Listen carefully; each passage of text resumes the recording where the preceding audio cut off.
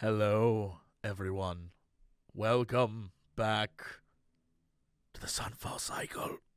Whoosh. That's almost was your bird voice. They can't hear you because I forgot. Hey, now we're good. No one heard you do your, like, yeah, so it's fine. The cycle of the sunfall. Yeah, there we go. Hi, everyone. Welcome back. It's our dear special friend Eric is back joining us on this episode. Kairos. Yeah. Hi, everybody. We'll never truly know if Brit is Brit anymore.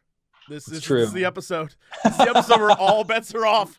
Eric's just going to say, hi, I'm still Brett Wiseman. There's no one here to tell us. Maybe, and this is just a fan theory, maybe the days that Brit is not Brit Wiseman are the days she doesn't show up. I don't get it. Fan theory. What? You can discuss it in the official Sunfall Cycle forums. I don't get it. What? So that every time she is here, she says still Brit Wiseman, but on the days that she is Gary Busey, she's not on stream. She calls out. She calls it like I can't be here. Is it like Werewolf Rules? Did she get bit by Gary Busey? Probably. If anyone's gonna bite another human being and give them werewolf disease, it's Gary Busey. Yeah. Have you seen him? Yeah. I like how Gary Busey. It's about time someone took him down a peg, gave him some shit. It's about time. Hi everyone, welcome. I'm gonna say it again. It's the Sunfall Cycle. The cast is here. Eric is here, taking the place of Gary Busey on this very special episode. And big shoes to fill. Yeah, last time we got a tier. And that means this time we're probably leveling up, which is so good. So I'm going to hand it over to the boss. Steven, take us away, sir. Is it? What? Huh? The boss? What? The boss. Am I not the boss, Jesse? Jeff? No. Who's the boss? Tony Danza? I thought it was I'm me. the boss. No. I've got this that song stuck in my head. Who's the nicest famous guy you know? Adam Sandler. Who's the biggest jerk? Gary Busey. Man, the Netherlands is a weird place. Now you know.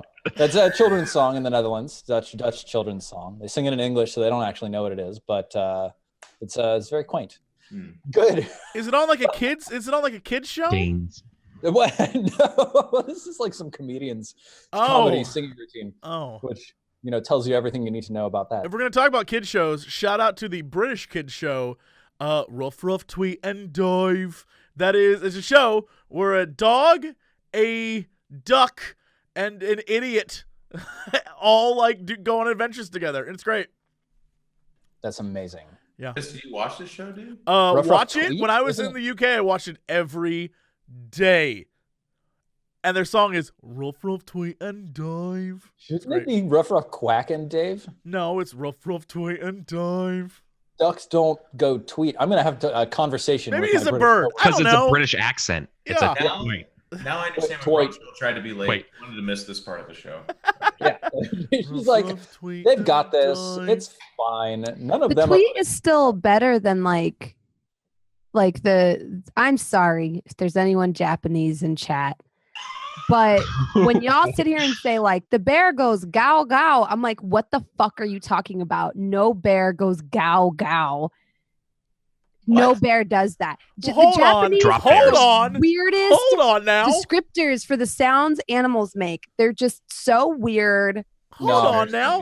That's the sound of a drop bear. There isn't a bear. Not only do like... I love Japanese onomatopoeia, I actually think they're better than American. But they don't make sense. If I were to say, Steven, what animal goes gow gow? What would you say?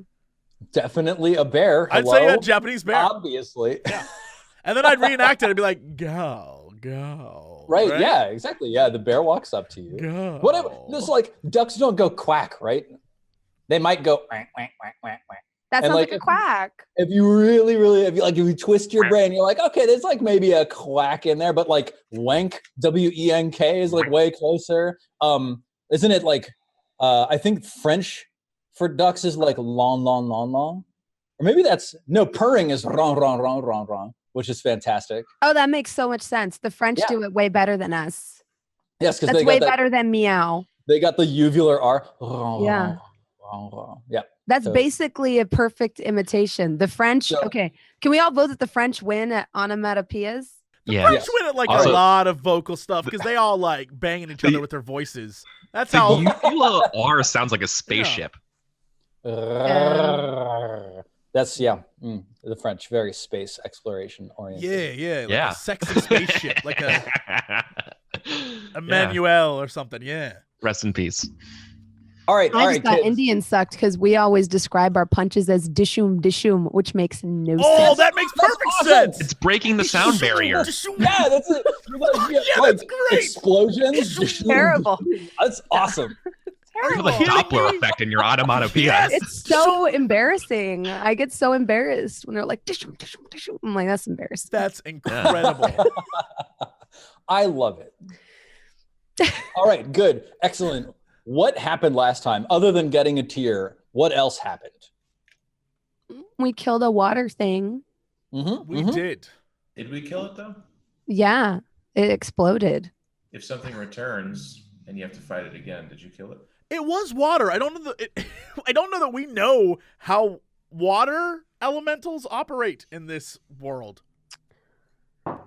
Let's not explore it though. I mean, I don't know. It's weird, isn't it? But We it could was a ask tier the Here. creature. if you have ever died. It was a tier creature, and so tier creatures don't respawn normally. That's true. Mm. Or Even was though it? it's Because fighting it. really the tier was the stat, the like bust. Yeah. So I watched the video. I watched the VOD. And Steven explicitly said that the water weir would come back. Oh, he did. Yeah, he did. Yeah, you definitely did. He did That's say what I that. said. He said if you go back and level, it'll come back. I remember that now. Oh. Wow, Spoiled. man. Jokes Spoiler. on. What Eric said. What we if all believe you it. shut up, Eric? What if you just shut your mouth? All right, I'm we'll writing shoot. that down. I'll come down there to Water shoot you. weird comes back. I mean, this isn't me. It's recorded. There's a video proof that you said this. Man, you know, What is proof? proof. Yeah. Awesome. What is? So, I think the three of you, Sarek, Armoros, and Aya, are standing at the edge of this pool, like facing this door, and you can hear the wind outside this door. It's the wooden door at the interior of this house that you've come into, and Ankara just sort of fades away, and strands of golden tendrils lift her up and split her into her constituent parts and fade her away. And then orange tendrils come floating down from the ceiling, and Kairos is standing there in all of his full glory, including his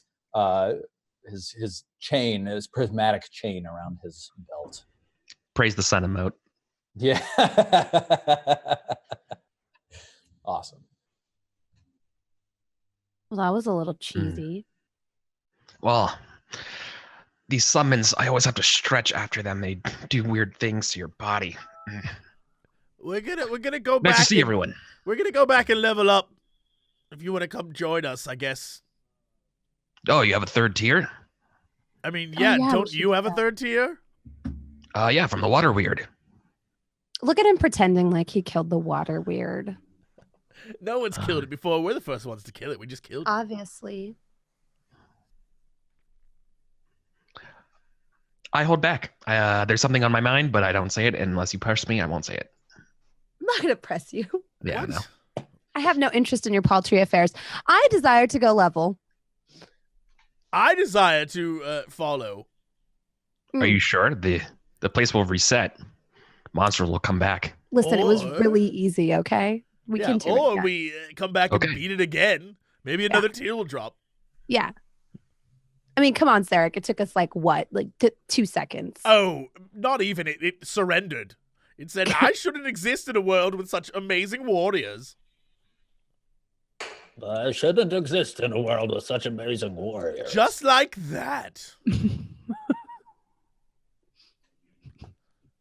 Did it talk Very to well. you? Probably didn't even talk to you. No, I was too busy fighting it. Where's your tier then? Kairos, you're so awesome and hardcore, and I just love how you kill everything and protect your friends. Those voices Amaros is making is really, really creative. Yeah, wink at Armoros. Cool. Like, looks blankly around in his chair, mask. I say we go back. We should go back and get abilities. Mm-hmm. Become more powerful, and then it'll be even easier. Surrender even faster. All right, awesome. So, like, who's leading the party back in the direction of the camp? I shall. Oh, yeah. Let's have the warrior do it. Oh, yes. Let's have him do it. I'm like, I have all this AC, and people are like, you know what? I'm going to lead the way. That's fine. Awesome. So, Yeah, marching order is like Armoros, me, Sarek, Aya, what? Yeah, I can take up the back. Okay. Yeah, cool. Their rear guard. Well, nope. Gotta grab. Okay, so we've got Armoros. Aya, you're in the back.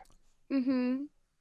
Cool, and then I'm going. But it doesn't matter because it's all cleared through here, right? GM. So totally true. Definitely nothing. Kairos, I'm not sure if you're aware, but there are letters outside. They give you buffs. So you probably should try and stand on those. Don't stand on that. You definitely should. Not sure why he's doing that. It could cause you. Look at what they spell. They say YOLO on it. I'm getting mixed messages here. You only level once is YOLO. You only level once. Well, that's demonstrably untrue. That's got to be the official catchphrase for our campaign. Mm-hmm. You only level once. If you go YOLO, if you go down, look at it. It definitely says that. Yeah, so you step outside and now you're here in this in this street. The street has wealthy buildings on each side covered with, like, there's marble facades stepping out into the street that were once pure white and now are burnt and smoked. Their doors barricaded.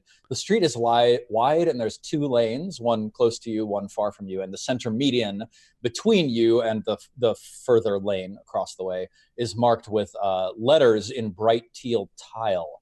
Let's see, I think you see the letters YLO proceeding off to your left. YOLO. YOLO. I'm not touching them. I'm just saying. We all touch them, and I'm infused with power.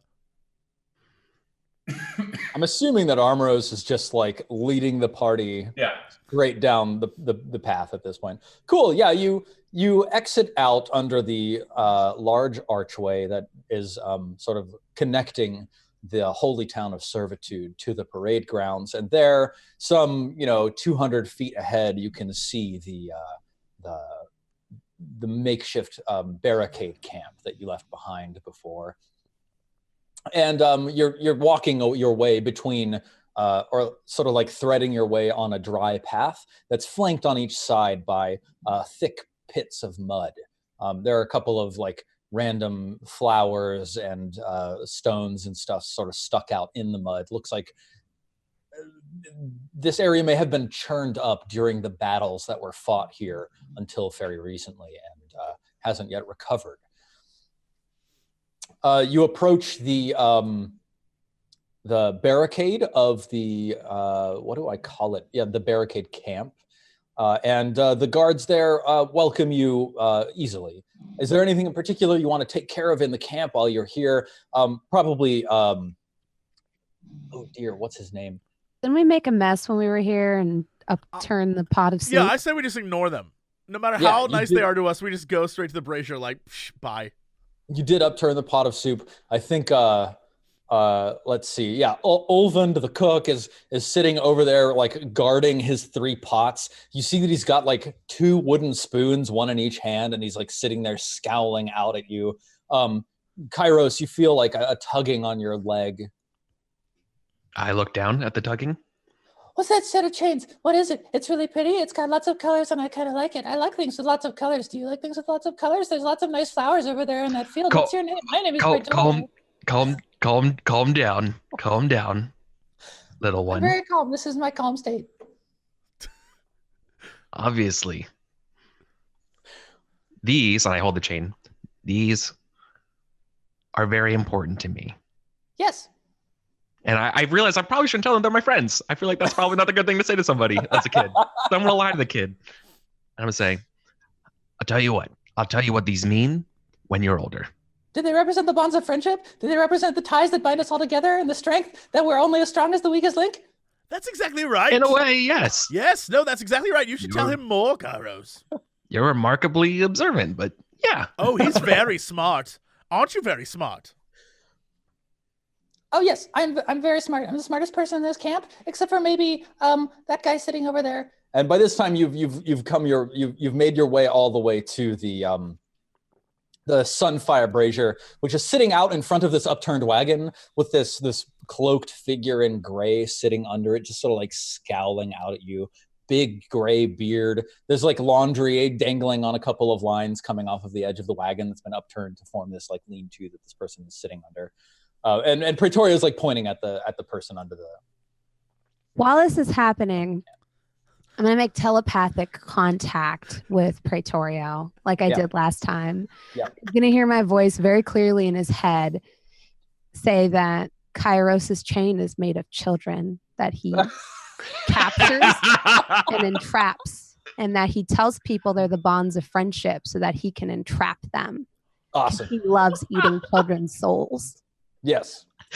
Dope. And I'm just like smiling at her. Yeah, you're like smiling at this kid, and he just typically. Oh, Danielle, I think I have a little treat. Are you like, is this more of a persuade or is this an intimidate? Are you trying to scare this kid? I'm trying to help him. I'm trying to warn him. Okay. Run while you can. So it's a deception. This orc is a child eater. Half orc. Okay. Half orc, for the record. Yeah. Half orc full. He's Give only me half a as hungry. deception roll. You're trying to beat a 10 because Pretorio is a kid. He doesn't know any better. Okay. Oh, wait. I'm sorry. Which roll? I missed that. Deception. Oh, I'm very good at that. Oh my God.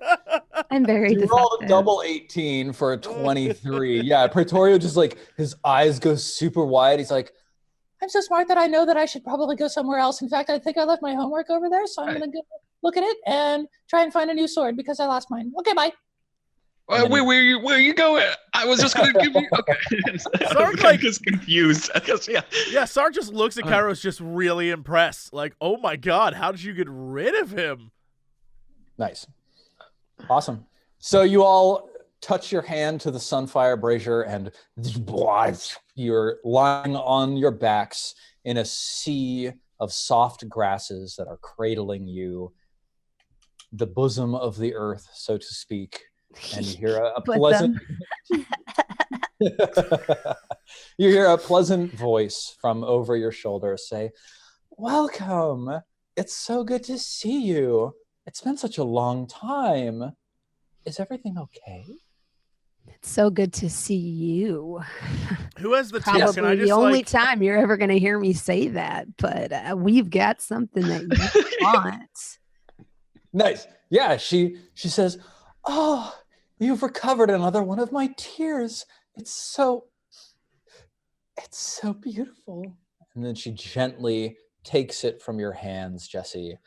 And then she says, I can invest you with the powers that these tears have granted me now. Is that what you desire? Yes, let's do that. Yeah. Power, please. Power, please. All right, you all stand around her in a square. She reaches up to the sun in the sky, and she pulls out a sliver from it. Sark immediately steps back like, oh, I forgot about this part. He's like, Kairos, you should go first. You're our guest. I think you should go first What? since you brought me this tear. Come God. Here, darling. Oh, God Beauty damn is it. pain, Sarek. Oh, God. Sark, holds out his hand like, oh. She inserts one of these slivers into your hand, and the mark that's scorched into your skin grows just a little more intricate. It develops another few whorls and wheels. You're starting to see that actually there's like sort of like what looks like a map of the solar system taking shape on your hand, but like with a number of additional transits and a pentagram and, you know, some like symbols for like the moon and various stars, things like that. Yes. Sarek, welcome to level 3. Oh boy, I'm excited. Now you're playing with power. Yeah. What Do does I get that a look power like glove? for you? What are you Sorry, taking? I just like quoting things like that. Genesis, what Nintendo? Yeah, you'll get caught up in the crossfire. I get it. TURTLE power. I lived in the 90s. I get it. This is a great question. I literally don't know. Huh. I don't have a clue. So let's see what you got, huh? We've got Thief, which is like really good at stealing things. You're better at using your thieves' tools to disarm traps or open locks.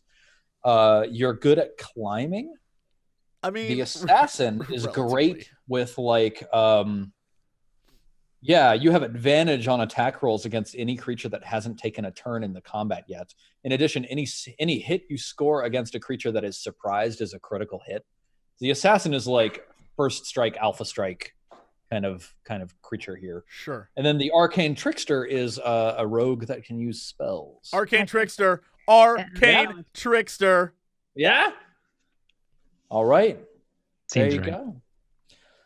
Yes, some rogues enhance their fine-honed skills of stealth and agility with magic, learning Become tricks Vlad Taltos. and illusion. Arcane trickster. When you reach 3rd level, you gain the ability to cast spells. And write this down, Jesse. Shout out to You Stephen know Bruce. 3 cantrips. One of them is Mage Hand, and 2 others of your choice from the wizard spell list.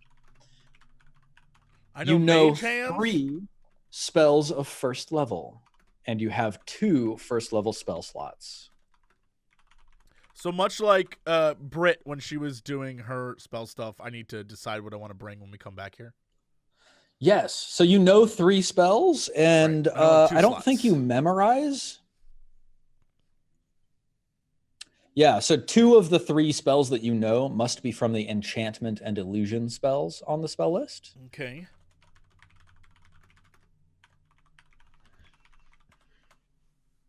Excellent. Yeah, it doesn't look like you prepare spells. Starting at 3rd level, when you cast Mage Hand, you can make the spectral hand invisible, and you can perform the following additional tasks with it. You can stow one object the hand is holding in a container worn or carried by another creature. You can retrieve an object in a container worn or carried by another creature, and you can use thieves' tools to pick locks and disarm traps at range. Interesting. Okay. So there you go. So you're going to have to look at spells and make a decision of what 3 you want, what 2 cantrips you want. Intelligence is your spell casting ability. Wait, Jesse, do you have a good intelligence modifier? Great question. I was just looking at that right now. You got an intelligence of 14, which gives you a +2. So like, you know. Oh, that's it's not bad. Yeah. Yeah. I don't know fine. why I thought Sarek was a dum-dum. What? No, that's Armoros. Why did you think Why that? would you think that I'm a Why dum-dum? would you- You're why a did you think dum-dum that? dummy. Why would you think that? Why would That's you so think that? that's so rude. Because sometimes you do things that... Oh, brave, Me. Fawn? heroic, Yeah. adventurous. Well, I guess what's your wisdom? 2 equal Let's not- 14. We don't talk about the wisdom. Also 14. We don't talk about that here. Sarek, actually just super good. Yes. By the way, Sarek, would you roll 1d6 for your short bow and arrows? Yes.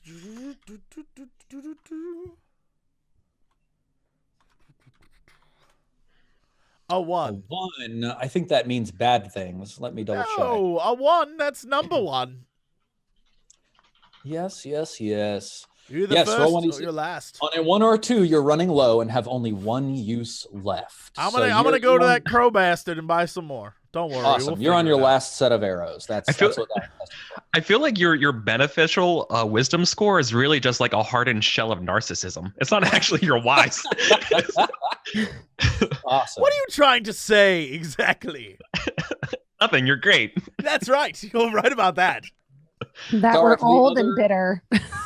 So, The Stephen, other important thing for you at level 3 is that your sneak attack no longer deals 1d6 damage. Oh my now, God. you're dealing 2d6 damage.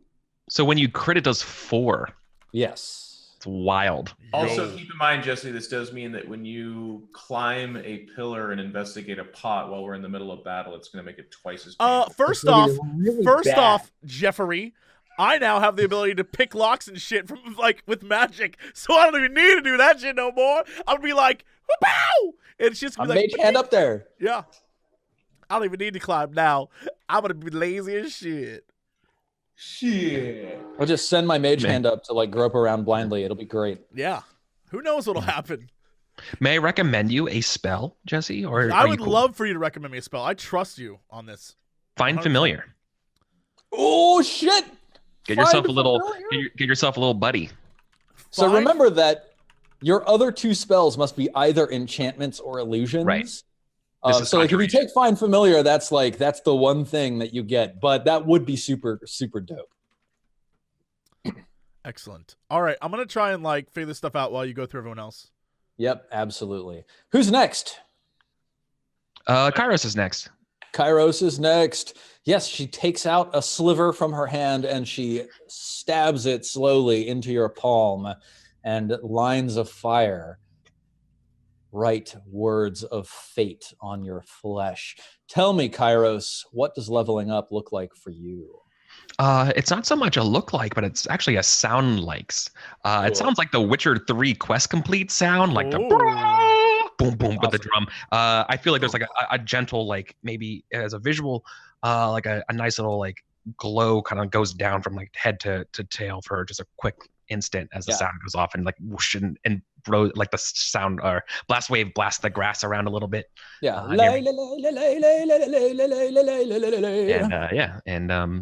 That's basically the Witcher soundtrack. Yeah, we can do the whole thing if you want. Yeah, then all you have to do is I got 108 hours in that game. Button a bunch of times too, and then you're that's super is. That bar sorry. song with the clapping. Okay, never mind. Sorry. Hang on, Sarek. Are you taking the average hit points or are you rolling? Yeah, like a boss. Rolling, obviously. Obviously. So you're rolling 1d8 plus your Constitution modifier. Please. Plus 0. Sunfall could really use 1d8 plus 0. a Gwent minigame. Your Constitution. Oh yeah, no, never mind. You're right. Okay. 4. There you go. You got statistically half a hit point under the average. Totally statistically, I've been under the average most of this game, so I'm fine with that. Statistically, I'm well below average. All right, Kairos. Yeah. First of all, what are you doing for your hit points? Average. All right, Kairos, you gain what, 6 plus your Constitution modifier? 7. So 8. 7? No, 6. You're right. 6. T10 is 6. 5.5. T10 is 6. And then, what is your oath? What is your sacred oath? So Kairos is continuing down the path of a paladin. So they're taking the Oath of Devotion, which is sort of the casual paladin, staying true type. I was thinking really hard about taking Oath of Vengeance and stuff, but instead I think we went with just a straight up Oath of Devotion. Fair. Committed to your friends. Yes. What are the tenets of devotion? I should have wrote those down, shouldn't I? Should have. You can feel your oath slipping away from you.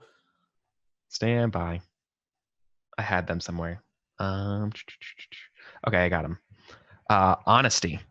I shouldn't lie or cheat. Courage. Never fear to act, though caution is wise. Compassion. I should aid others, protect the weak, and punish those who threaten them. Honor. I should treat others with fairness. And duty. I should be responsible for my actions with their consequences. Awesome. Like all good knights, some of those tenets are more true to heart than others. I definitely take duty, honor, and courage and compassion way more than honesty. Okay. Fair. And yes, you get Oath of Devotion spells, protection from evil and good, and Sanctuary. Mm-hmm. And then you get Channel Divinity. Yes, I get my Sacred Weapon, which means when I swear on an oath to my friends in the chain, my weapon becomes magical, and I do a little bit of extra damage with my charisma modifier here. And then otherwise, I could basically hold my chain up and rebuke fiends and undead via vis-a-vis turn undead as a cleric. Yeah, but not. Is it the undead? Is it fiends and the undead? Yes, Fiends and undead. Nice. So it's like turn undead ++. Yeah. And then you also now have a holy body, and the divine magic flowing through you makes you immune to disease. Yeah. So that's pretty dope. Mhm. And you gain a third first level spell slot. Correct. Killer. I have taken Searing Smite for that one. Awesome.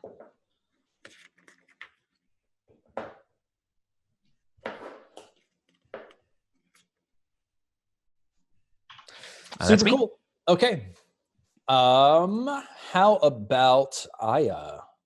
Let's do it. All right. I'm ready.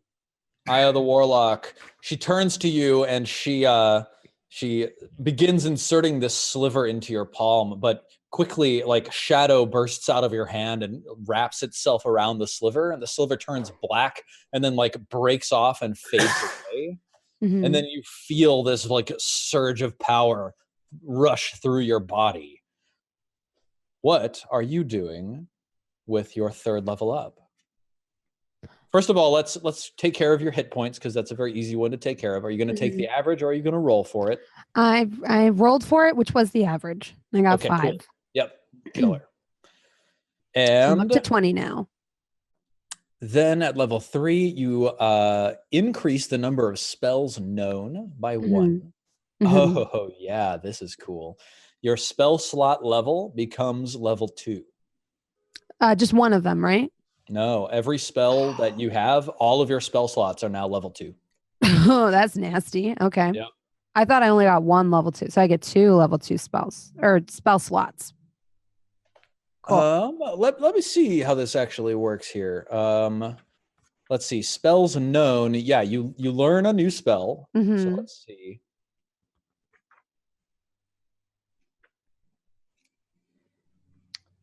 Yes, the spells known column shows you when you learn more warlock spells of your choice to first level and higher. A spell you choose must be of a level no higher than what's shown in the table's slot level column for your level. So yes, the new spell that you learn can be a level 2 spell.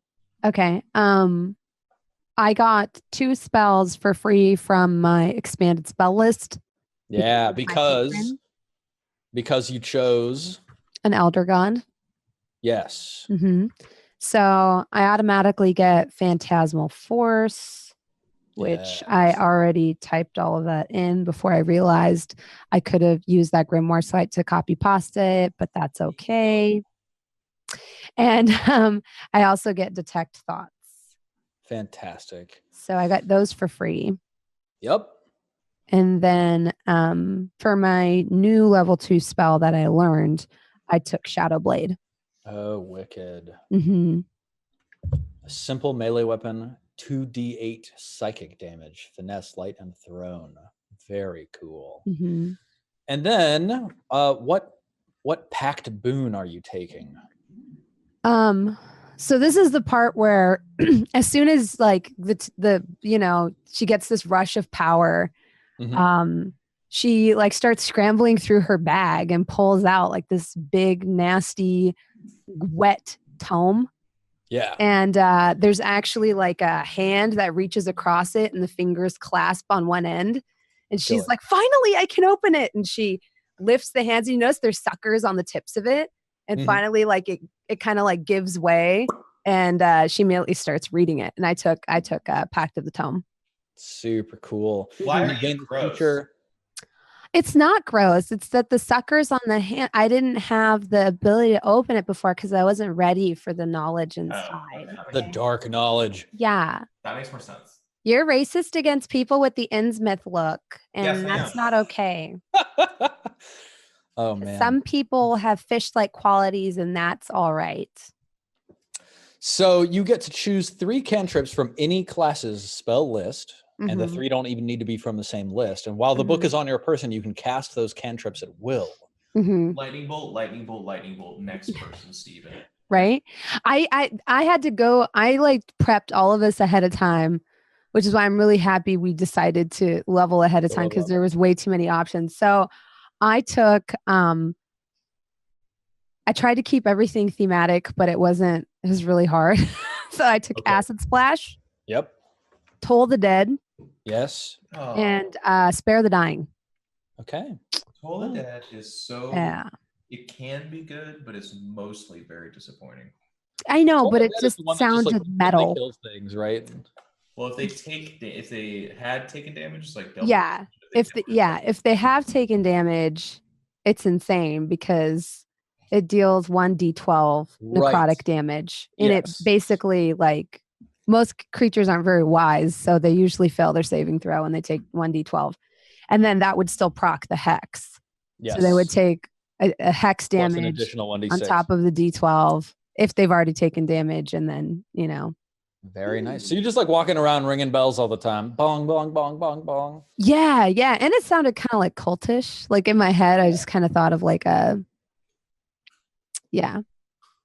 Totally. And Spare the Dying. We'll probably add some flavor to that because I just kind of thought like, you strike a bargain. Barter for one of your worthless lives. Nice. Amazing. Just throwing your bargaining power on the line for your comment. This is almost touching. Maybe. All right. Last but certainly not least, Armoros. Yeah. So I'm a warrior, so everything's pretty simple. I took at level 3 Battle Master, which gives me 3 special moves I get to do. Oh, and I have 4 superiority dice. And superiority dice get expended, but are also replenished with a short rest. So each of these abilities gets to do different things. I took Riposte, Parry, and Fainting Attack. Riposte, basic. Well, I'll just read it. When a creature... let's copy paste. Oh, misses. No, it's just got space. When a creature misses you with a melee attack, you can use your reaction and expend 1 superiority die to make a melee weapon attack against the creature. If you hit, you add the superiority die to the attack's damage roll. It's a D8. So the potential there is pretty nice. Then I took Parry. When another creature damages you with a melee attack, you can use your reaction and expend 1 superiority die to reduce damage by that number. Nice. That's fantastic because Steven doesn't fucking miss. So, that's true. Especially not Jeff. At least I'll get to roll that superiority die and be like, well, it's -1. So, and then last but not least, I took Fainting Attack. You can expend 1 superiority die and use a bonus action on your turn to faint, choosing 1 creature within 5 feet of you as your target. You have advantage. You just like make them go unconscious? Nope. You have advantage against them. It's the FEINT. Oh, okay. Kind of faint, not the, oh my God, I just won the lottery, and then you faint under your couch. You have advantage against them on the next attack, and if you hit, you get to add the D8 to it. So pretty cool. Super awesome. Cool. Can I jump in here for a minute? Yes. I want to scrap what I was doing before. It's far too useful. Magic, all of that, far too useful. Okay. I'd like to go Inquisitive, if I may. Can I do the Inquisitor? It says that at level 3, one of the things is Inquisitive, and it literally is just like spotting things and continuing with what I'm doing. But can I do that and just be like, it gives me ear for deceit, eye for detail, and insightful fighting. Yeah, absolutely. Thank you. What do ear for deceit, eye for detail, and insightful fighting do for you, Jesse? Yeah, ear for deceit. Whenever you make a wisdom insight check to determine whether a creature is lying, treat a roll of 7 or lower on the D20 as an 8. Awesome. Cool. And eye for detail. Use a bonus action to make a wisdom perception check to spot a hidden creature or object, or make an intelligence investigation check to uncover or decipher clues. And then insightful fighting is, as a bonus action, you can make a wisdom insight check against a creature you can see that isn't incapacitated, contested by the target's charisma deception check.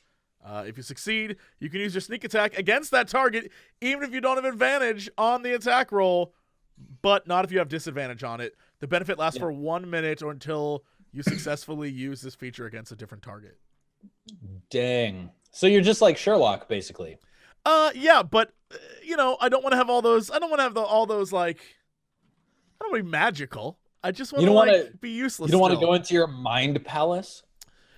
No, I just I like that. I want to stick with my character that he has an eye for detail. So his drawings are starting to get better, Yes. and like he's become more insightful. He jumped off the back of a bear and killed a dragon. Right? True. I need to stick with what he's learned. I can't just give him magic powers. That doesn't make any sense. Even though I want it, even though God, I wanted a familiar name Cheezel to be like, yes, mister. As much as I wanted that, it doesn't go with what the character is. The character is he's like a big old bookworm. That's it. That's all he is with a bow. Awesome. He's a bookworm with a bow. But we'll never hear your Brooklyn accent again. You think that's gonna be my guess? Like, hey, it's me, master. I'm here to kill guys for you. I'm here to fix your plumbing. It's me, the rats who are behind you. I came up to find you because I miss you. We're getting hungry. We've got 100 mouths to feed. Oh man, you know, Brooklyn Rat would be like, oh, jeez, right? Oh, jeez. Oh, jeez. Jeff, Yo. are you just gonna straight up roll a 10 for your hit points? Oh shit, yeah, of course. Let me open up the dice rolling app known as Roll20.net. I don't get the modifier or anything like that? Plus your Constitution modifier. So 17, that's what I thought. Yeah. Constitution. 1. God, don't roll a 1. Is there a reroll on this? No. Oh no! Did I roll a 10? What did I roll? You rolled a 1? God dang it! Well done. Okay.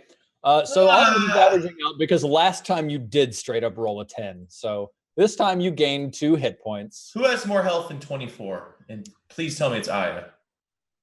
Someone has. I think Kairos has. Yeah, I got 27. Oh, everyone else is lower than 24? Okay. Aya's at 20. I'm at 16, so Sorry, I'm like clicking everything. Can still be a little bit of a tank, you guys. I haven't been fired yet. I'm a little tank. Awesome. I'm a little Sherman. Call me Little Sherman. Lil Sherman. All right, fantastic. So then that's it for you. You've got your 4 superiority die there. Yep, fantastic. Yeah, totally. All right, looking great.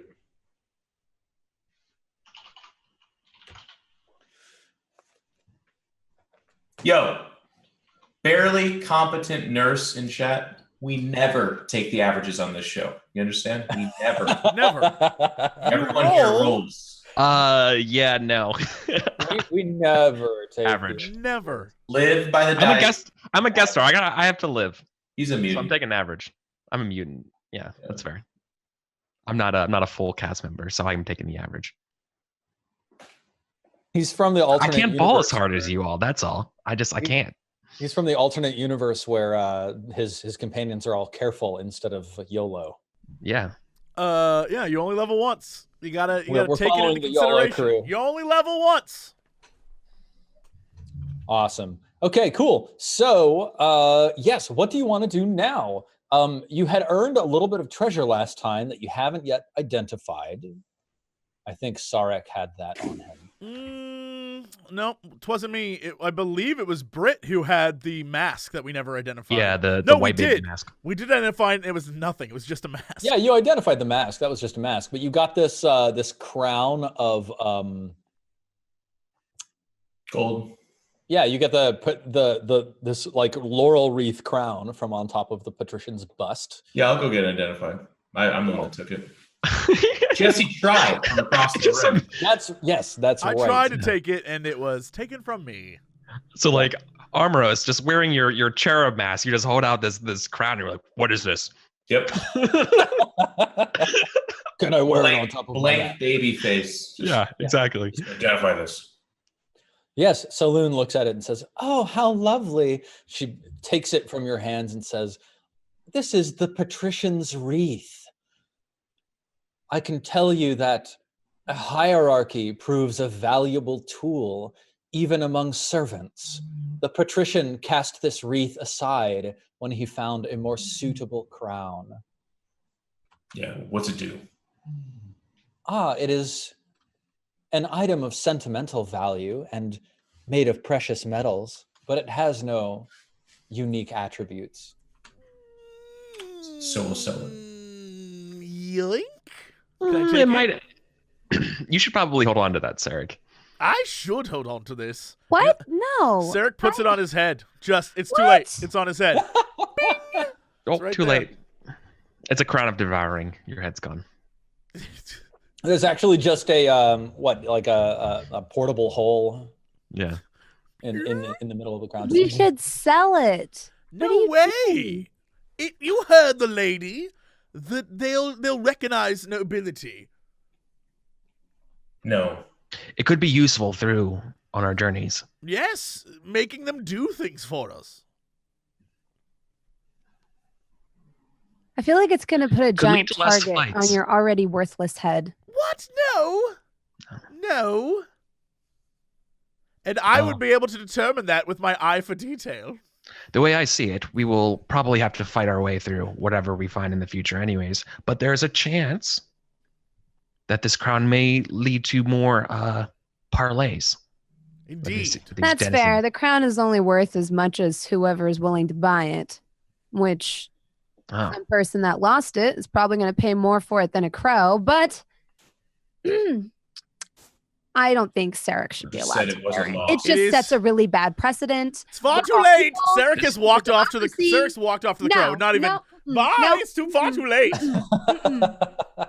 This place has a twisted sense of some sort of hierarchy and order that this crown could be valuable and could manipulate it. How? I have no idea. Yeah, well, I don't think Sarek should be the one with it on his head because sometimes he's an idiot. I can't hear Valid. you. I'm across the moon. He's like prancing. Yeah, I'm by that tree. I'm already by the tree. I'm trying to get some arrows from that damn crow. Yeah, the crow pokes his head out and says, "Oh, shinies for Maine." Yeah, I toss in some coins in order to get some arrows. Fantastic. Let's see where's the list? Maine's Hollow. There we go. Show 2 players.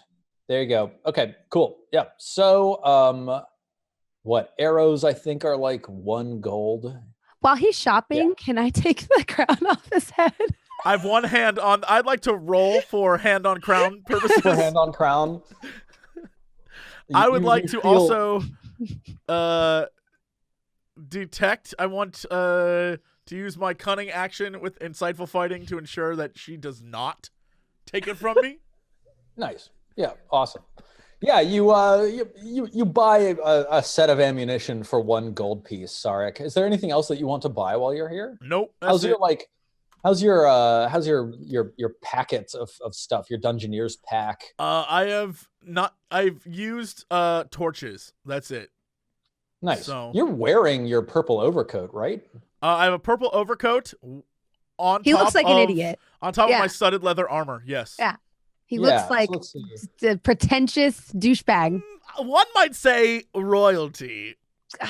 It's So purple. obnoxious. Purple, the color of royalty, with this laurel. Beautiful. Beautiful, one might say. Let me just do this. Put that there. Because your 3rd bag slot actually leaves you encumbered if you equip it. So let's see. We're going to put your purple overcoat up there and just call it a coat slot. Cool. Okay. Fantastic. Yeah. So like while you're here, are you interested in buying anything that Maine has to sell? A moon shard of healing? An unstable acid? Alchemist's fire? I'm trying to save money so I can buy something nice. I got 73 gold, so I'm trying to save up. All right. Fair enough. Cool. Does anybody else want to visit Maine and buy or sell? Yeah. Cool. Kairos is definitely buying more tobacco. Oh, by the way, Kairos, let's see. You've earned 43 gold pieces through your That sounds adventure. right. Yeah. Yeah, so then I'm definitely going to buy some tobacco. All right, awesome. Should I also buy... Why would I buy liquor over tobacco? It's a flavor thing. What? Let's see. Right. Let's double check exactly what each of those two. Yeah, pipe, they all do the tobacco, same. fine liquor, or luxuries all do the same thing. So like, But one's mechanic, 10. no reason. Right. Well, I'm fine with pipe tobacco. Cool. You're fine with lung disease. I get it. It's fine. Yeah. It's cool. Yep. Don't smoke, kids. And yeah, I got plenty of rope. Got my kits. Got my javelins. Got my shield. We need an ad campaign like, don't be like Kairos. Don't smoke. Nice. And yeah, so you've got your scribe's kit, which has 2 uses, right? Yeah, I haven't used it yet though. Yeah. 2. Yep. And yes, cool. Are you gonna buy any like healing items or alchemist's fire? No, I can't really. I was thinking about maybe getting a moon shard of healing, but I can't afford it. Okay. All right, cool. Everybody else feeling good? Broke, can't relate. It's just Wait, we don't have a healer though, do we? This is gonna suck. You don't have I'm a healer. You sort can't of be healer. everything. A half healer. You can lay people on your hands, and I'm sorry, but I don't really Yeah. consent to that. That's weird. Yeah. So You have a DNR. yeah, if I die, just let me fucking gurgle on my own blood until I fucking. You Jeez. got it. Who All is right, this? noted. The ending of that sentence was so important. All right. Kairos, you've got cure wounds now, right? I don't think so. I'm gonna look at my paladin spells again, but I'm pretty sure I don't. What? If I do, I'll grab that. I'll snag it. All right, then let me encourage all of you to set yourselves back up to your maximum hit points, recover any yeah. spell slots that you might have spent. I still only have 2. Yes, but you recover them on a short rest. It's true.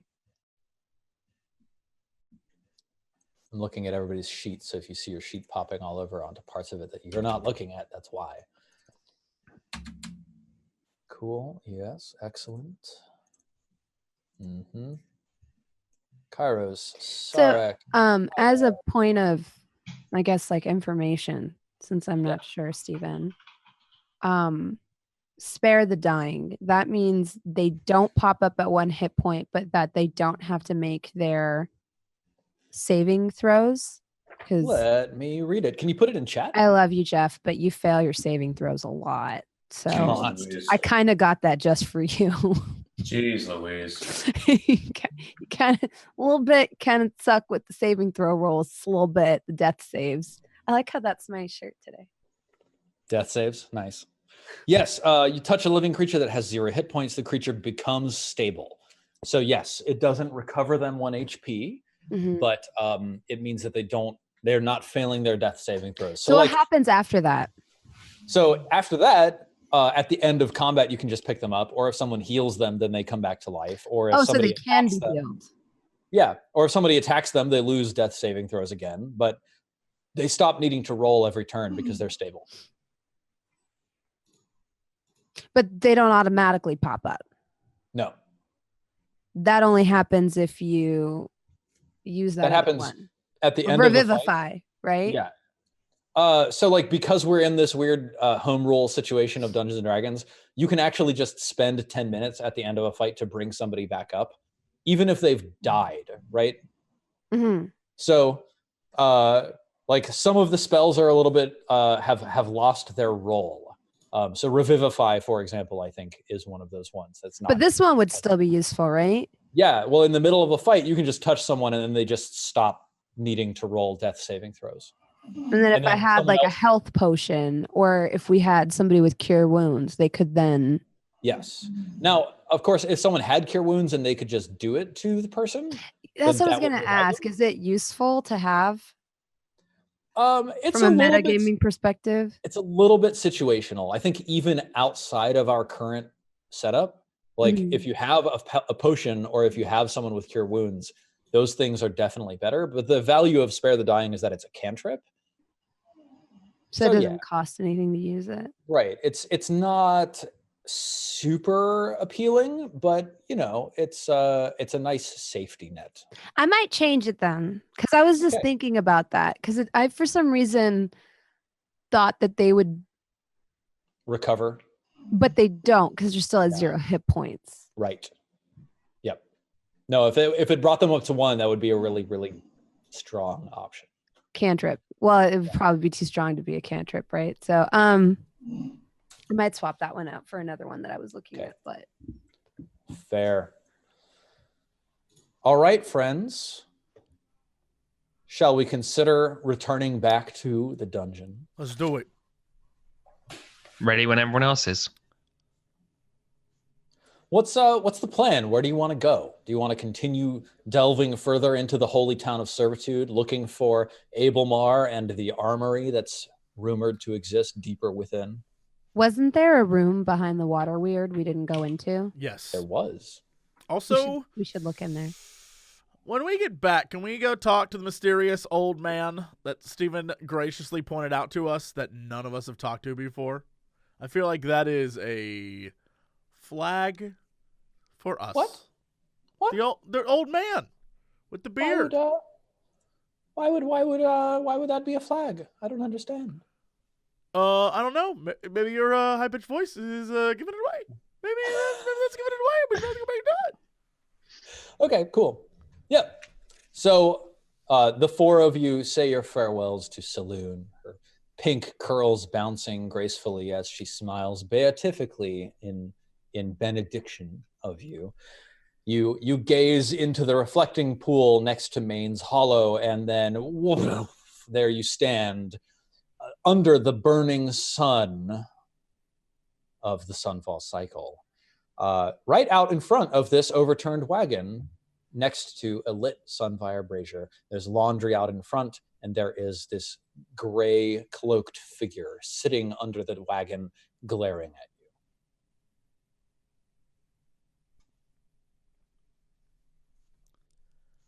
you. Hello, friend. What brings you to the encampment?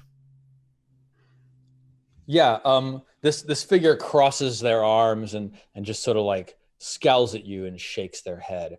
Sarek, you feel a tugging at your pants leg. Sark just looks down.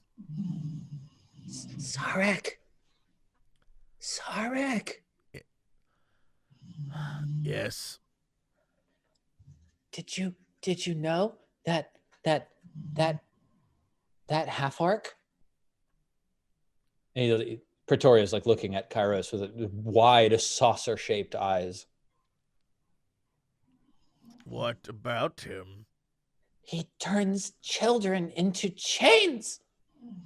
Well, Pretorio, I don't know if you're aware, but one day you'll grow up and you won't be a child anymore, and then you have nothing to fear. So I would say you're almost an adult now, really. So what do you have to worry about? I'm not worried for me. I'm worried for you. I'm Pretorio. I'm very strong. Thanks for looking out for me. You're so strong. Yes, I'm very strong. I turned over that whole pot all by myself. I lifted it with my hands. I'm aware. I was there. Do you want me to see it again? Do you want to see it again? Oh, I'd We can love go do it to. again. You should go We can do turn that. over the pots. You should go flip a pot. We did it 2 days ago. Yes, that's far too long for It's an been a adult long like time. you. Okay. Here I go. All right, you should go. And he patters off. You hear his feet just going as he runs away. Sark turns back to Kairos like, no, but for real, if you could kill him and make him into a chain, that would be delightful.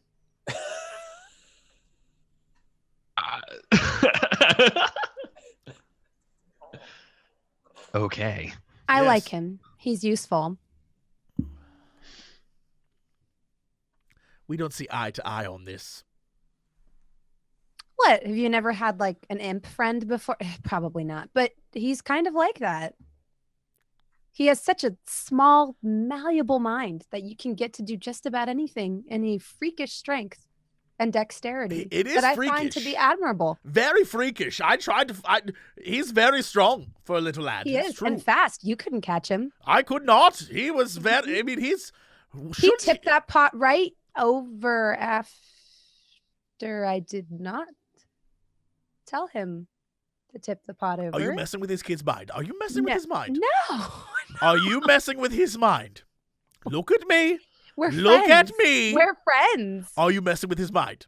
No. Are you using your evil powers to mess with his mind? He just likes me.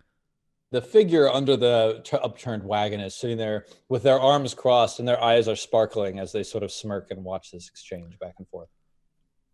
What are you looking at? This is a conversation between Alpha and Beta. Yes, between boss and underling. The figure just sort of like lets out a little spurt of laughter. Underling starts with U. And boss starts with B, which is before you. But I said Alpha. Yes, and I said boss. But it's fine. One day you'll learn to read and write. I don't understand the problem. Have you seen my drawings? Just opens a book filled with beautiful drawings. Why is Ankara still just a stick with boobs? You know she has like a face. And I'm working on the faces. It's a work in those boobs are progress. ridiculous. Each disc is the size of her head. They're actually not just discs now. They're more like U's with like a little curve and then a dot. It's a work in progress.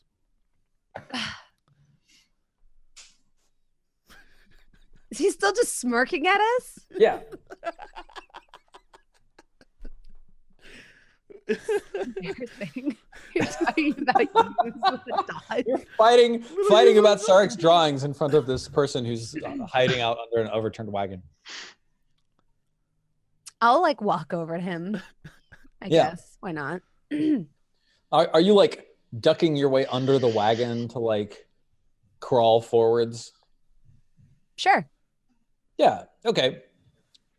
This person, as you approach, it's clear their cheeks and their chin, like their jawline, their eyes, their lips are all very feminine, but they have a long, steely, bushy gray beard, and they're crossing their arms across their chest. It's one of those bearded ladies. I've heard about this. Is it fake? Are you asking her? No, I'm looking. Give me a perception roll. He says, "Are you asking her?"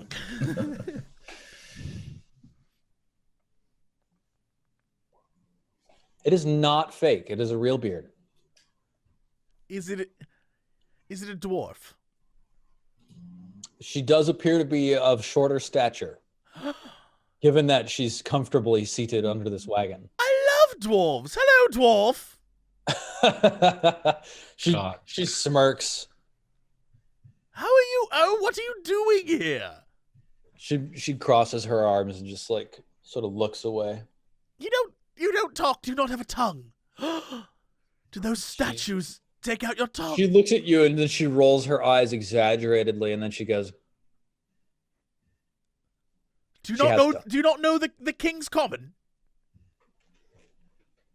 She just crosses her arms.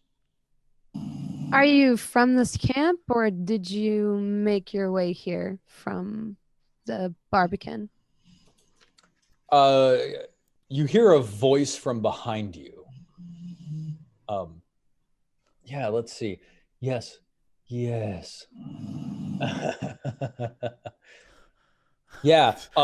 You hear a voice from like just outside the wagon say, "Whoa, are you talking to Iraman? She doesn't like me very much, but that's okay because I kind of like her. I think she's really cool. She's going to teach me magic spells someday." Whoa, slow down. I'm going to be the spelliest, sortiest person. Yes, in the yes. whole Is kingdom. it bad that when you said you hear a voice and you said yes, I thought that was the voice, and I was like, Yes. You. am I being catcalled? No, Fuck. first off, is the dwarf being catcalled. I'm cute. Fuck you, Sarek. Aramon is this character's name? If you're cute, you wouldn't have that problem, I guess. Praetorio said something like that, Sarek. Yeah. What? I'm sorry. Aramon Praetorio? Iraman, it's with an I. Iramon. Iramon? What are you doing She's here? very- Why aren't you She's talking? very smart. She's very famous. Whoa. Famous and smart? Why don't we run in the same circles? Famous for what, Praetorio? Be clear now. Collect your She thoughts used to before work you with the speak. king. She was very smart and helped the king a whole lot, but then she came here, but I don't know why. Well, it And is the you castle. just sort of like see her eyes flashing as her amused smile turns to a scowl. Oh. Curious. Fall out with the king, eh? Are you just also like crouched under this wagon? Oh, I am. Alright. Yeah, I am in it now. I am in it for the drama. Ooh. Okay. Gossip. You literally just like she's on a bench and you just like the camera's just on her and you just slide in next to her like Gossip. Ew, gossip. Yeah.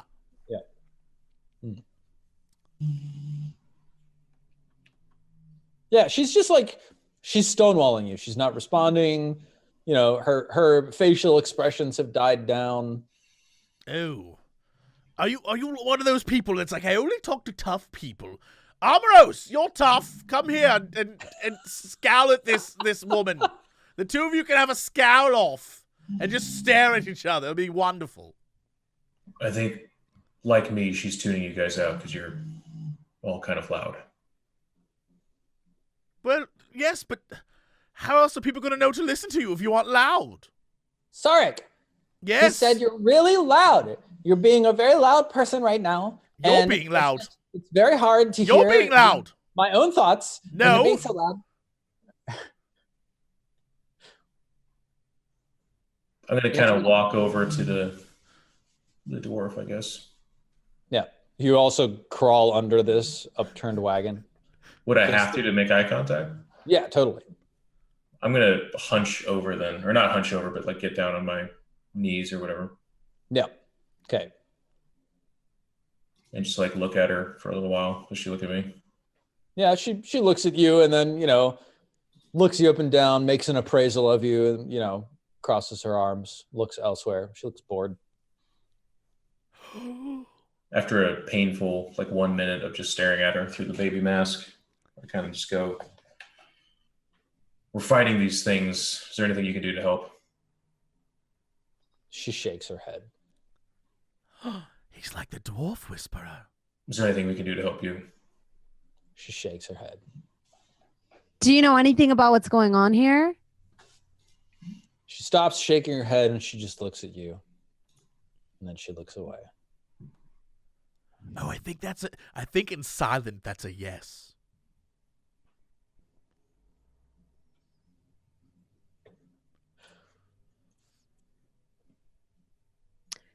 If you told us more about what was happening here, there is a chance we could maybe put an end to it, as this was the task assigned to us. She shrugs.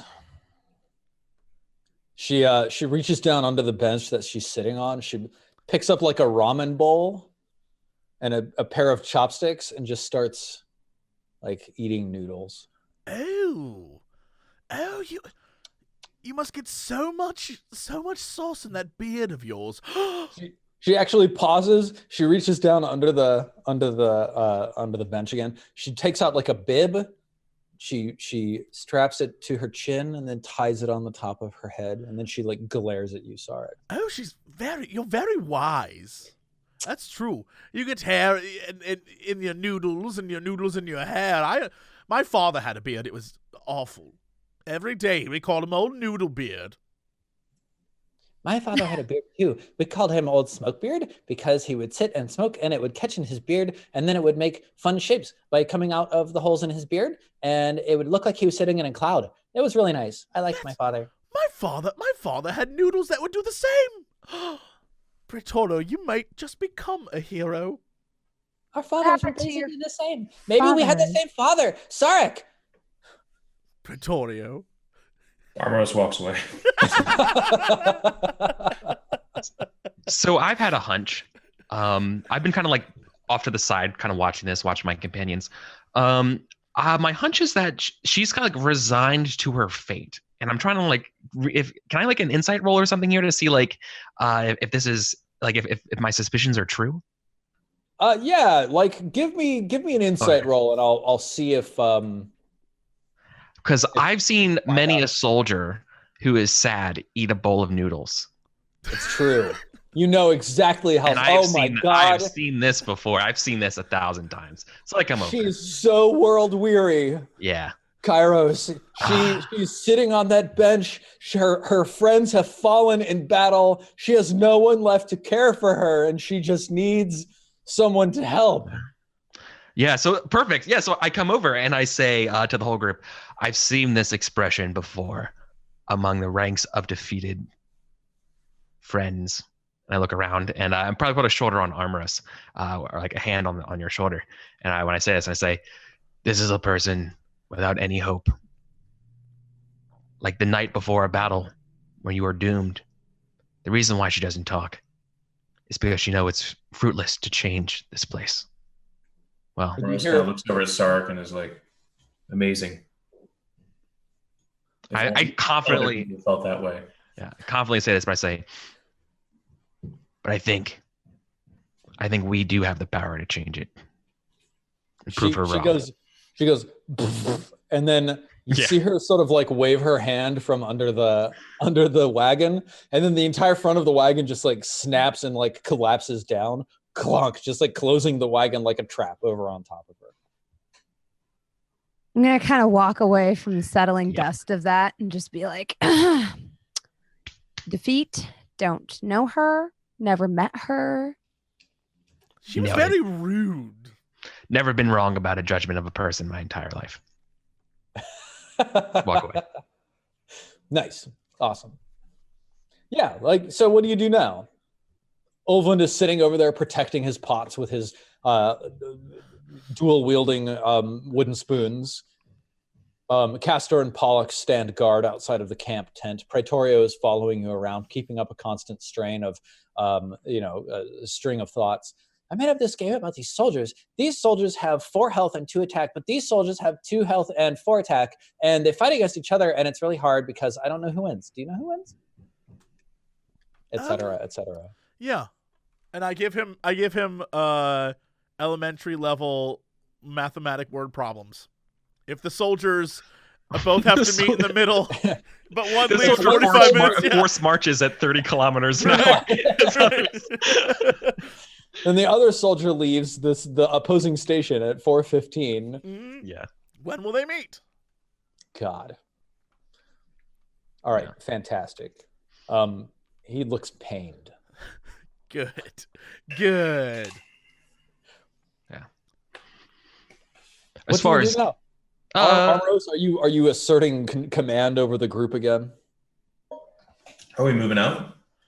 Well, I think so. I wanted to know if there was anything else in particular you wanted to accomplish in camp, or where you wanted to go and when and why and where.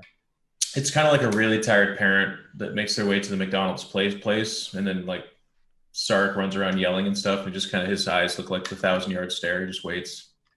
Yep. I'm not running around yelling. I'm just yelling, please. Praetorio is running. Yeah. You were running last time, Sark. You're chasing a child. This time you're just yelling.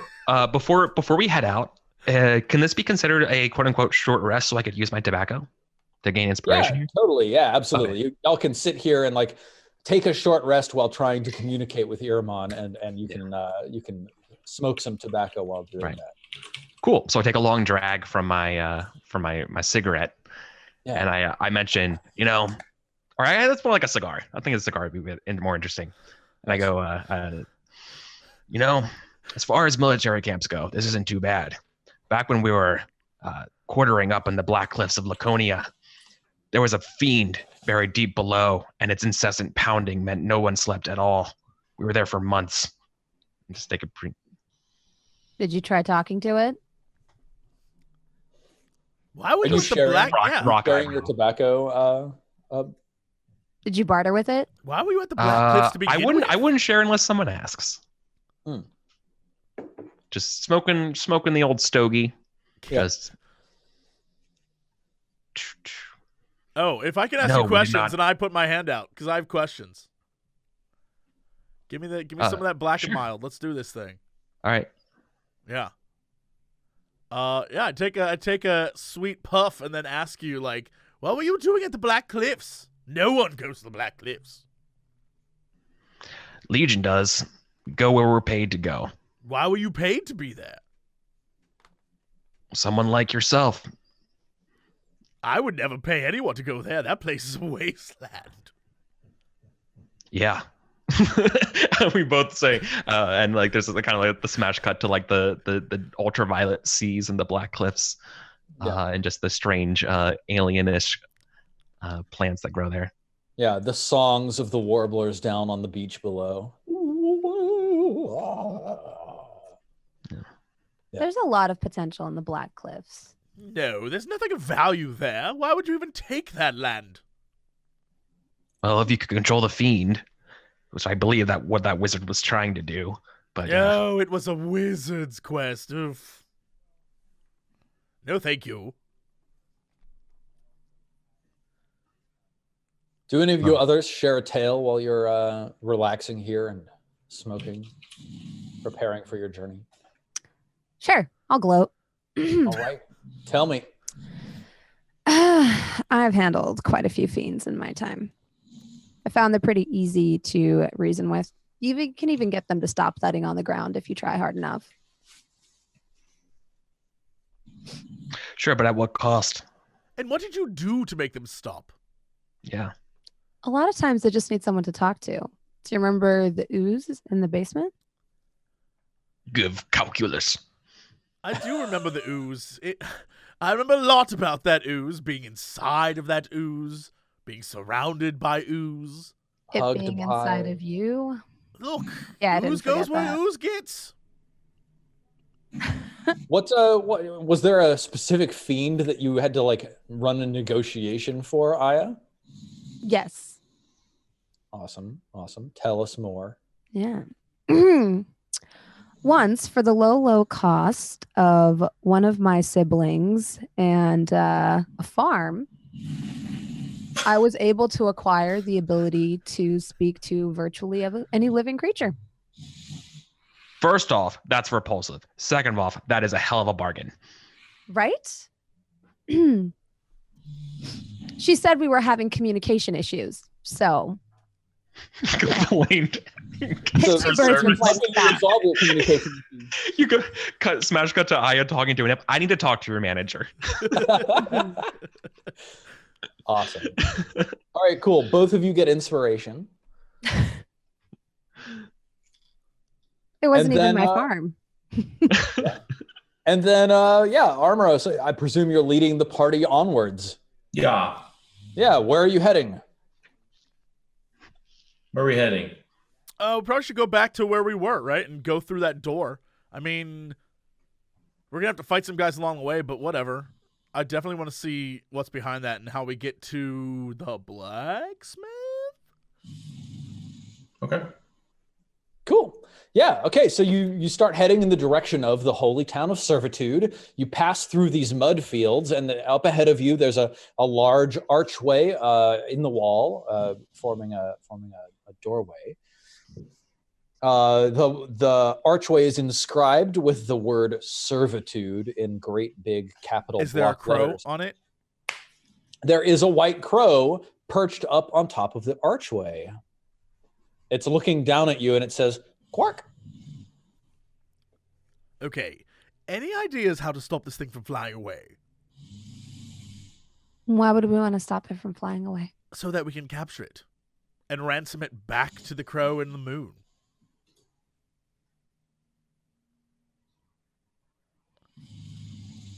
I thought you of all people would understand how simple a plan that is. I'm not understanding your train of thought We here. capture the crow that looks like the moon crow, take it back, and it's probably like, my child! And then we get free loot. How is this hard? I don't think it works that way. You don't know how it works because you've never done it before. I'm pretty sure that's probably just a familiar and not its child or It some could be kind its of child, look. extension. In court, from time to time, you have to kidnap a few children, and trust me, it always works. Quark. Listen to that. Or it enrages the crow and he stops bartering with us. He has way more Nevermore. leverage in this situation than we do. You have should his leave the baby trading child. to people who are experienced and such. Jesse, we are 45 minutes short of just having leveled in 3 hours. By the way. I'm just So saying. I know that you don't have anything to do with your life, but some of us want to move forward. Are you just gonna like throw something at the crow, Armoros? No, I don't fucking care about the crow. Okay. That could be an important crow. You don't know nothing about this crow. That could be a very important. You're just like, fuck that crow. We don't even need that crow. That could be the crow that's like, at the end, we get to the final boss, he's like, did you destroy all 3 crows or else I'm invincible? And you don't even know. I You know. don't even know. So here's the thing: just fucking do something. Don't talk about it and pantomime about it and I'm asking the group. hypothesize 30 different things we could do, and then it becomes a 20-minute segment and it flies away. Is it a magical crow since I have my Eldritch vision or Oh, whatever? yes. There is an aura of magic coming from the crow. Because it's ethereal, right? So I'm not surprised by that. It's not Oh. ethereal. It's a physical crow, but it's a white Uh-huh. crow, and there's a burning fire in its eyes. Oh. And the magic that's emanating from it is evocation. All right. Yes, you're right. It's a magical crow. We should capture the crow. But I'm pretty sure someone is just using the crow to keep tabs on us Oh my god.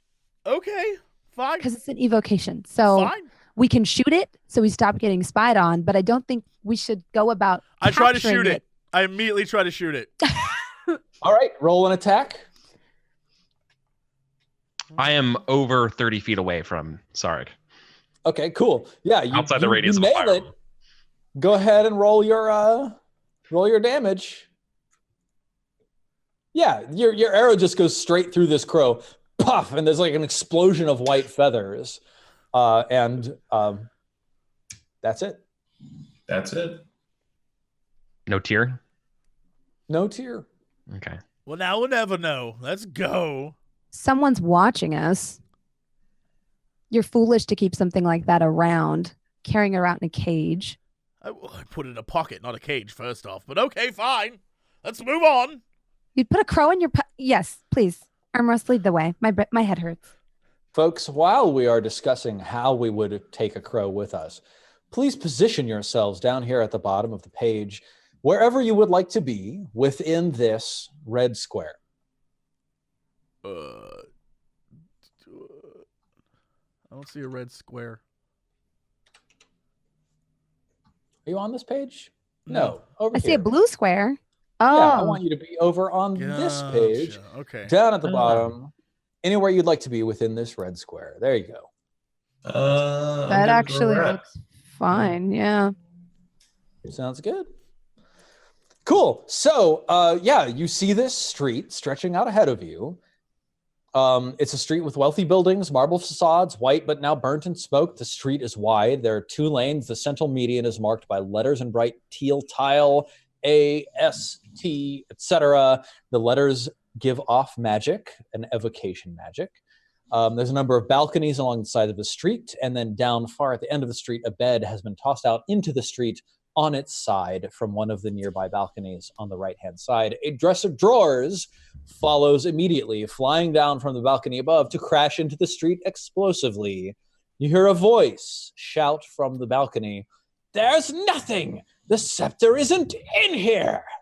I look over Oh, at I Kairos. forgot there was a scepter. Is There's- directly above a cracked, gaudily painted blue door. So, We never looked at the scepter, did There's we? some thugs here. We couldn't Kairos. find it. We never Okay. You can't find this. No, Britt found it. Do they like to talk? No, they're Yeah. fine. You just Remember, read them Britt all. hit the dresser drawer and it rattled in one of the things. I'm pretty sure Britt grabbed it. I'm 90. Steven, did Britt don't grab remember. it? I know she found it. she grabbed a key. And the key opened the door to the place with the. Yeah. Okay, never mind. Okay, I for some reason thought You didn't use the key. The key did not open the it front didn't door. fit in the lock. Right. It was unlocked. Do we still? Can we still say we have that key even though Britt's not here? No. All right. Then let's just move on. This will be a problem for future us. True. What's your plan? Like, you know that there's someone up on the balcony. There's probably a pair of thugs hiding behind the bed. Mm-hmm. Yeah. Armoro said these are not the talking kind. No. So I do not walk on the ladders. I don't ask why. Can we sneak, like, looking at the map, can we sneak our way to the, like, you see there's like the flipped over table and the dresser and stuff. Can we, like, make our way up to them so that we don't have to immediately be like, hey guys, we're here to fight you again? Yeah, I'd let y'all roll a group We're stealth not check. sneaky. No. I think it's gonna be too late for that. Because I would love to challenge these people to out. I would love to call them out. Are you just like walking forwards and then yelling at them? I stand up on. If you can, I move up like 25 feet or so, stand up on a bench and be like, "Hey, calling you out." Okay. Awesome. As he does that, I shrug at the rest of the group and I just charge after him. What I'm gonna say that. I'm gonna say it to Armros and be like, "You gonna let that guy show you up?" Nice. I can't hear you because I said, yeah. No, I wasn't. That's exactly. It's exactly what I say, and I say, "I got your scepter right here. I'm calling you out. Let's go." Is the scepter his penis? What does that mean? None of us have a scepter. Get their attention. Your joke for sure. Yeah. The two thugs they poke their heads up from behind the table and they say, "Scepter, you have the scepter." Sure. Let's go. What do y'all do? Throw acid on them? I don't know. Yeah. As soon as they break cover, I'm going to get ready, like stance, ready to throw, shield up. So I'm ready to protect Armoros if they try to shoot something like that. But if they charge here, when they're within 30 feet, I'm going to totally throw a javelin at them, especially if they're not in cover. Awesome. So you're just waiting until they get within 30 feet, and then you're going to throw a javelin. Yeah. I'm basically saying, come and get me. Yeah, killer. Why don't we have everybody roll initiative? Steven, can I ask you a question? What is like the average jump? Like of a human?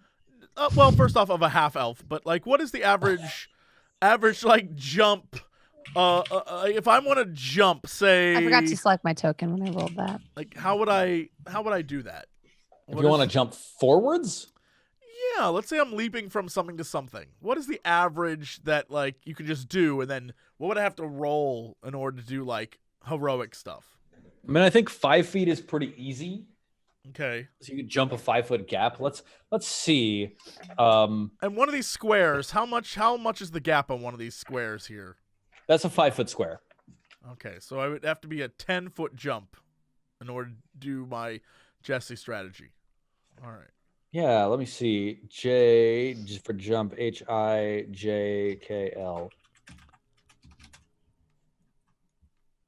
Jumping, see under movement. Thank you, Dungeons and Dragons. Jumping, 182, 190.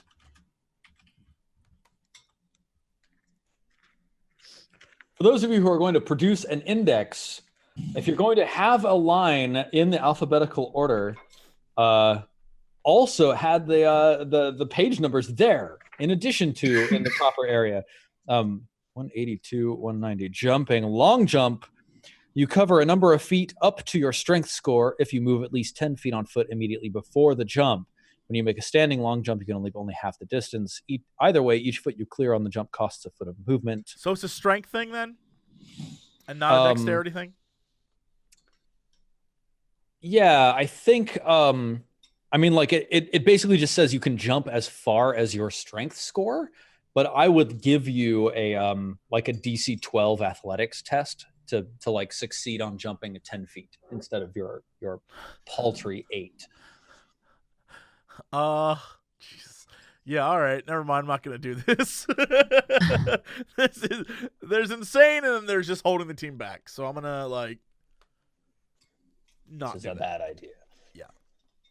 Armoros, you rolled an 18, not a 13. That one was a holdover, so get rid of that. Sarek rolled a 15. Aya with the 22. Cool. Armoros Kairos with 21. Fantastic. Cool. Let's see what these all roll. That's +0. So initiative +0. An 18 for thug number 2. Initiative +0. A 12 for thug number 1. And then this guard sergeant initiative +1, a 17. Cool. Sort that descending. Aya, you get to go first. Okay.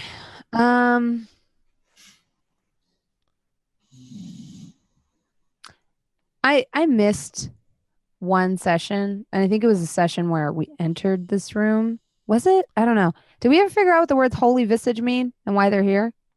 No, we have not looked into this. All we know is that if you step on the letter, you get electrocuted. So we have no actual knowledge of why that's there. Okay. Okay.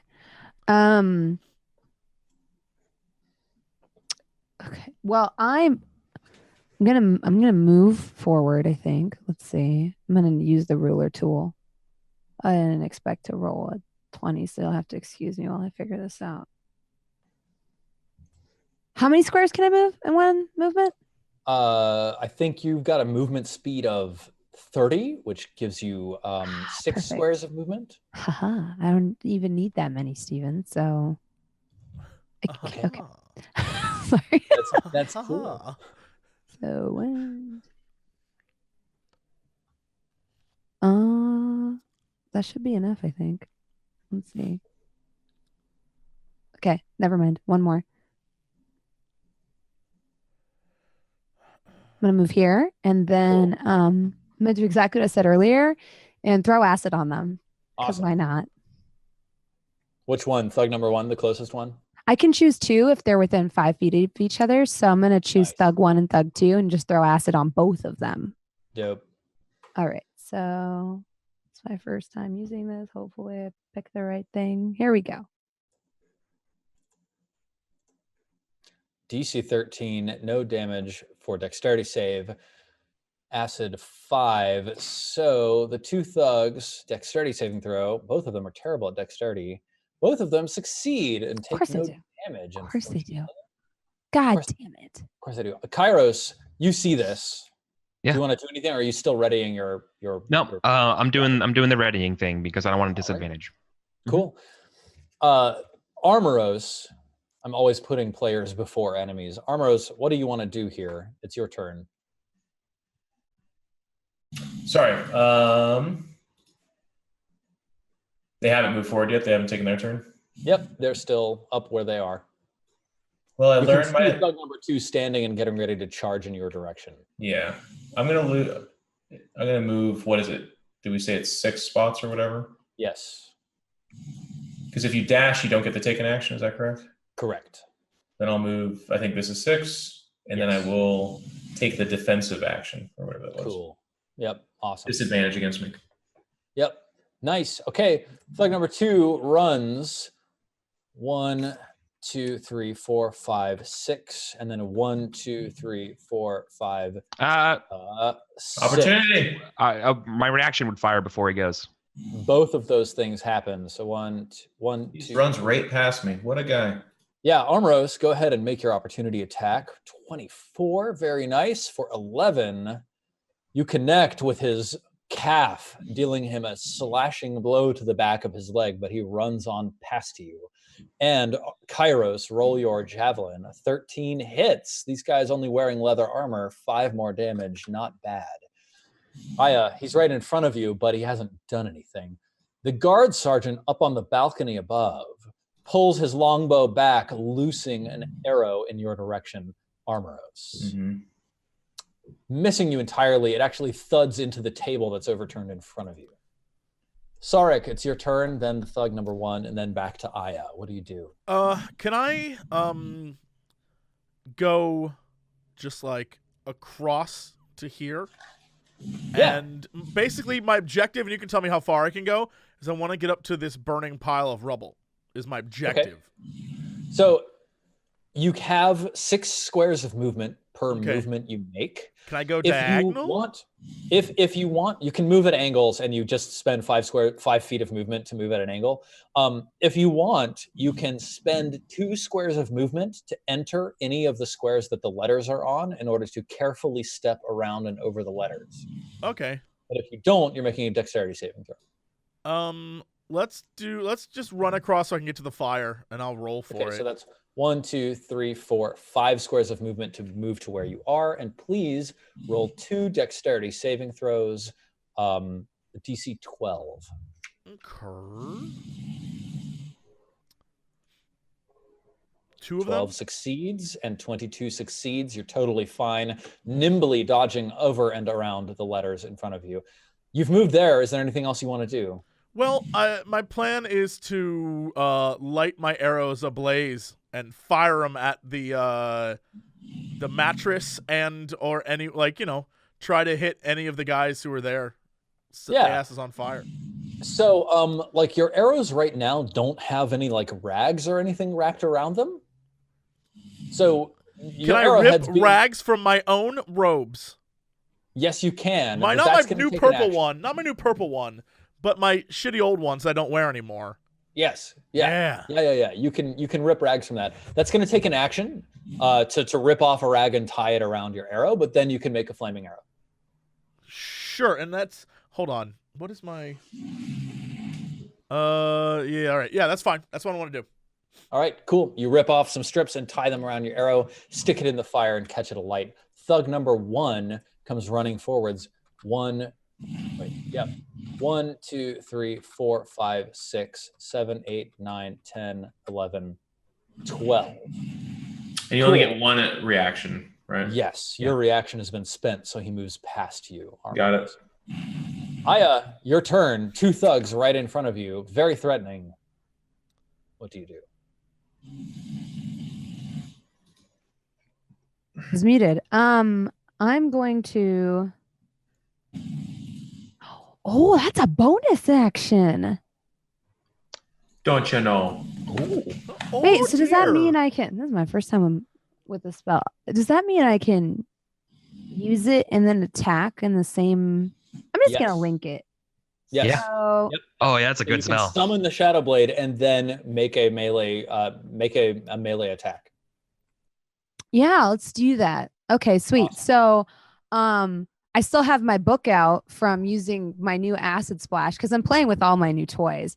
And this time you see like Aya almost like pull this like weird gruesome blade like out of the book itself, and it has 2 sort of blades that intertwine with each other, like a 2-pronged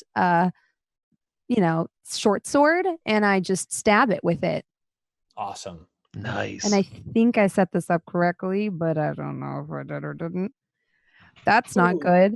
Yeah, unfortunately, a 9 is not good enough. So I just get my dex bonus with that, right? Yes, it's 1d20 plus your dex. So 5 plus 2 is 7 for your dexterity, plus 2 for your proficiency is 9. Not quite enough, unfortunately. Wow. But you've still got it in your hand. It's there. You have concentration up to 1 minute, so you've still got it. Kairos, what do you do? Armoros, you're next. Okay. Cool. Moving between them, so I'm to the side of Aya, so I can use my reaction to do the protection thing. Cool. But I'm going to focus on the one I chucked the original javelin in. So I move. As I'm moving, I grab another javelin from behind my shield because that's where I keep them, and like just immediately make it another attack against. Awesome. That one. So let's do that. Yeah, that's a natural 20. It'll do. Yeah, so let's do some damage here. So I'm going to do 7. But that's not it. That's not all. I'm going to spend a spell slot to do a smite. Because when I hit a creature with a melee weapon, I can expend a spell slot, so I can declare it now. Yes. To do that. And your smite damage is doubled. Right. So I'm going to burn a level 1 spell slot because that's all I got. So I'd be 2d8 extra damage. Oh, that's way 7, better. 20 total. What does it look like when you kill this thug? For the Legion. As then we hear like a what was the onomatopoeia we were talking about earlier? The punch, what was it? Dishoom? Bronze? Dishoom. Yeah. It sounds like Dishoom. I'm massively unhappy. I'm unhappy right now. It's just not as That's how it sounds. Yeah. All right, fantastic. Armoros, what do you do? They seem to have kind of a handle on things, so he's going to stomp forward 3, 4, 5. And how high is the balcony at? It's 20 feet up. Holy cow. Do I see a staircase anywhere or anything like that? You do not. There is, however, a convenient marble column that's holding up the balcony. Yeah, I know what you're saying. So I'm going to go over and just headbutt it till it's down, I guess. Just knock it. No, I move my 6 over the column, and then I'm going to take the defensive stance again. Okay, cool. Awesome. So I'm right below him. Yep. Well, thug number 2 is dead. So now it's Guard Sergeant's turn. Guard Sergeant leans over the railing and looks down at you and says, "You'll never get the scepter!" And then he shoots down at you. His arrow like sticks out of your like shoulder vambrace. Mm-hmm. It totally doesn't touch you. It's just thunk. There it is. I like it. Sarek, your turn. You've got a burning arrow stacked in your bow. Yeah, I want to give move. you an extra 1d4 fire damage if you hit. I'm ready for this. I want to move to the other side of this blaze, and then I would love to take a shot at that. I only see one guy there now. There's. Yeah. The other guy's over here. Oh my god. Yeah, I want to shoot at that guy then. I want to shoot at that dude that's across from me.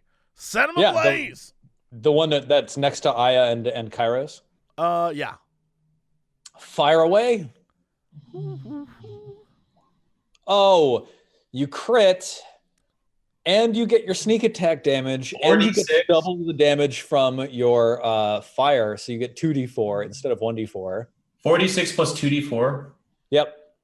Plus the damage? So you did 15 plus, and now roll 46, and then 2d4. Oh my god, you're gonna one. I mean, it's gonna be like a true death one shot. 19. So it's 19 from your 46. That's 34, and then 2d4. Oh. 38. A paltry 38 damage. So, Sarek, you take aim. You feel the heat on the front arm that's holding on to the bow. And you loose the arrow, this thug like swinging his mace in the direction of Aya. Your arrow just punches straight through his brain. It's still burning out on the other side of his head. Oh, yeah. And Aya, what Aya sees is that the dude in front of her that was about to hit her now looks like a jack-o'-lantern. And, and his like mouth and eyes are like glowing. Yeah. Yes. Yeah. It looks very cool and is very impressive. And she's impressed +1. Sarek, with your investigation sub thing, I just imagine that when you like pull the bow, like it has like a Fallout VAT system, like percent chance. Yeah, absolutely. I knew exactly. It's like beep, beep, beep, beep, beep, beep. Yeah, exactly. Got exactly what I needed. Mm-hmm. Just go straight to VATs. Yeah. All right, Aya, it's your turn. You don't have a line of sight to the guard sergeant that's up on the balcony above. Mm-hmm. But what do you do? Whoops, wrong button. If I were to move here, would I then have line of sight? Yes. Okay. I'm upset. So let's see. I'm going to try to do this without disadvantage. I was here, right? No, I was here. So 1, 2, 3, 4, 5. I can move one more up. Mm-hmm. I probably can't. Wait, can I move to that space? Yeah, totally. You just like step up on this overturned bench. Yeah, okay. I'm gonna stand up there, and then I'm going to, I don't know if I want to chuck this blade or do something else. It's a thrown weapon, but I think as a thrown weapon, it's only like a range of 20 feet. Or 60 with disadvantage. Right. I don't think I should do that. So I very angrily shove the blade back in the book. This book sucks. I don't know why he gave me that. you see Aya say that, like, God, this book is fucking garbage. All that work. You see her like going through the pages, tearing out half of them. She's like beside herself. You hear this in your head. And then, landing on a page, she like read some of the words from it in arcane tongues, and I'm gonna try to like use this other bell thing. Awesome. Toll the dead. Target must succeed on a wisdom saving throw or take 1d8 necrotic damage. Okay, and it has its full hit points, so it's so only not going to be the D12. Yeah. And let's see about wisdom.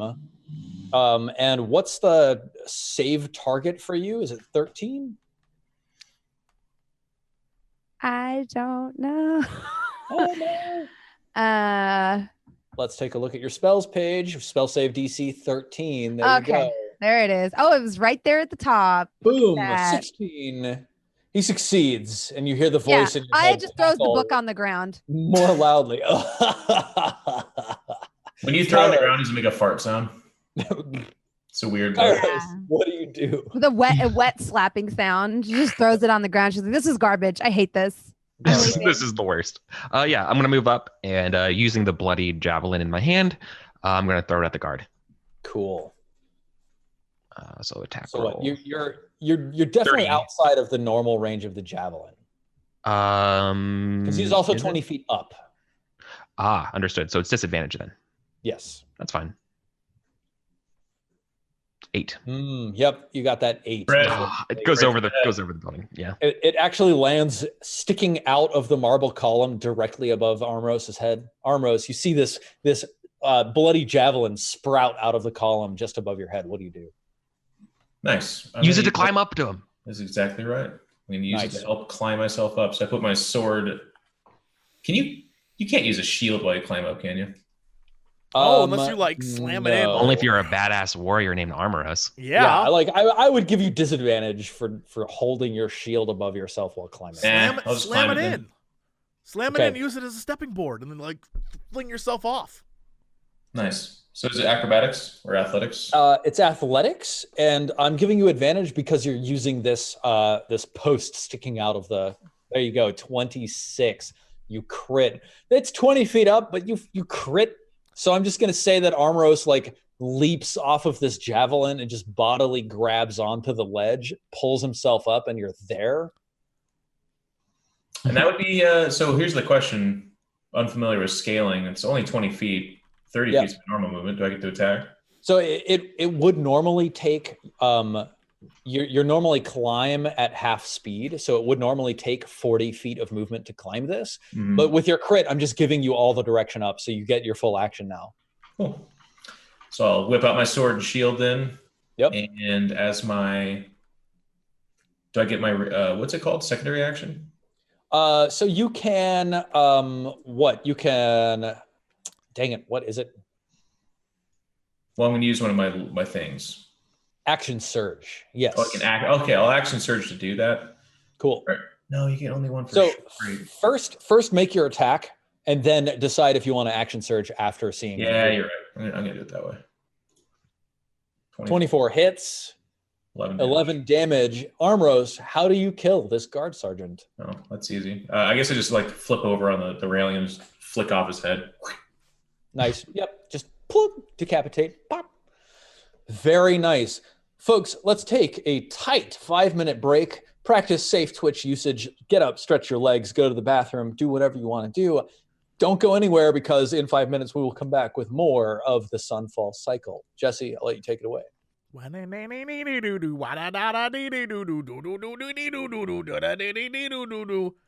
Hello, welcome back. Let's jump into it. Take us away, sir. Oh, no. Oh. All right, awesome. I was super into just like jamming along with that song. It's a great remix. It's so good. It's so good. All right, cool, good, yes. So here we are. We're on this avenue. We've eliminated this threat again. Of course, the street continues on curving away from you, and in the distance, you can see sort of like poking above the roofs of houses. You can see like the peaks of tents as of like market stalls further down the road. Of course, there is this house right next to you. Armoros, you're on the second floor, and you can see a broken open doorway on this balcony leading into what looks like a bedroom. The rest of you are down below, and you can see this blue doorway underneath the balcony that Armoros is currently standing on. What do the four of you want to do?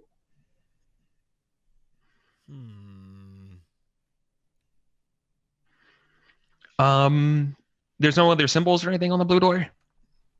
No, let me see if I can tell you a little bit more about it. All right.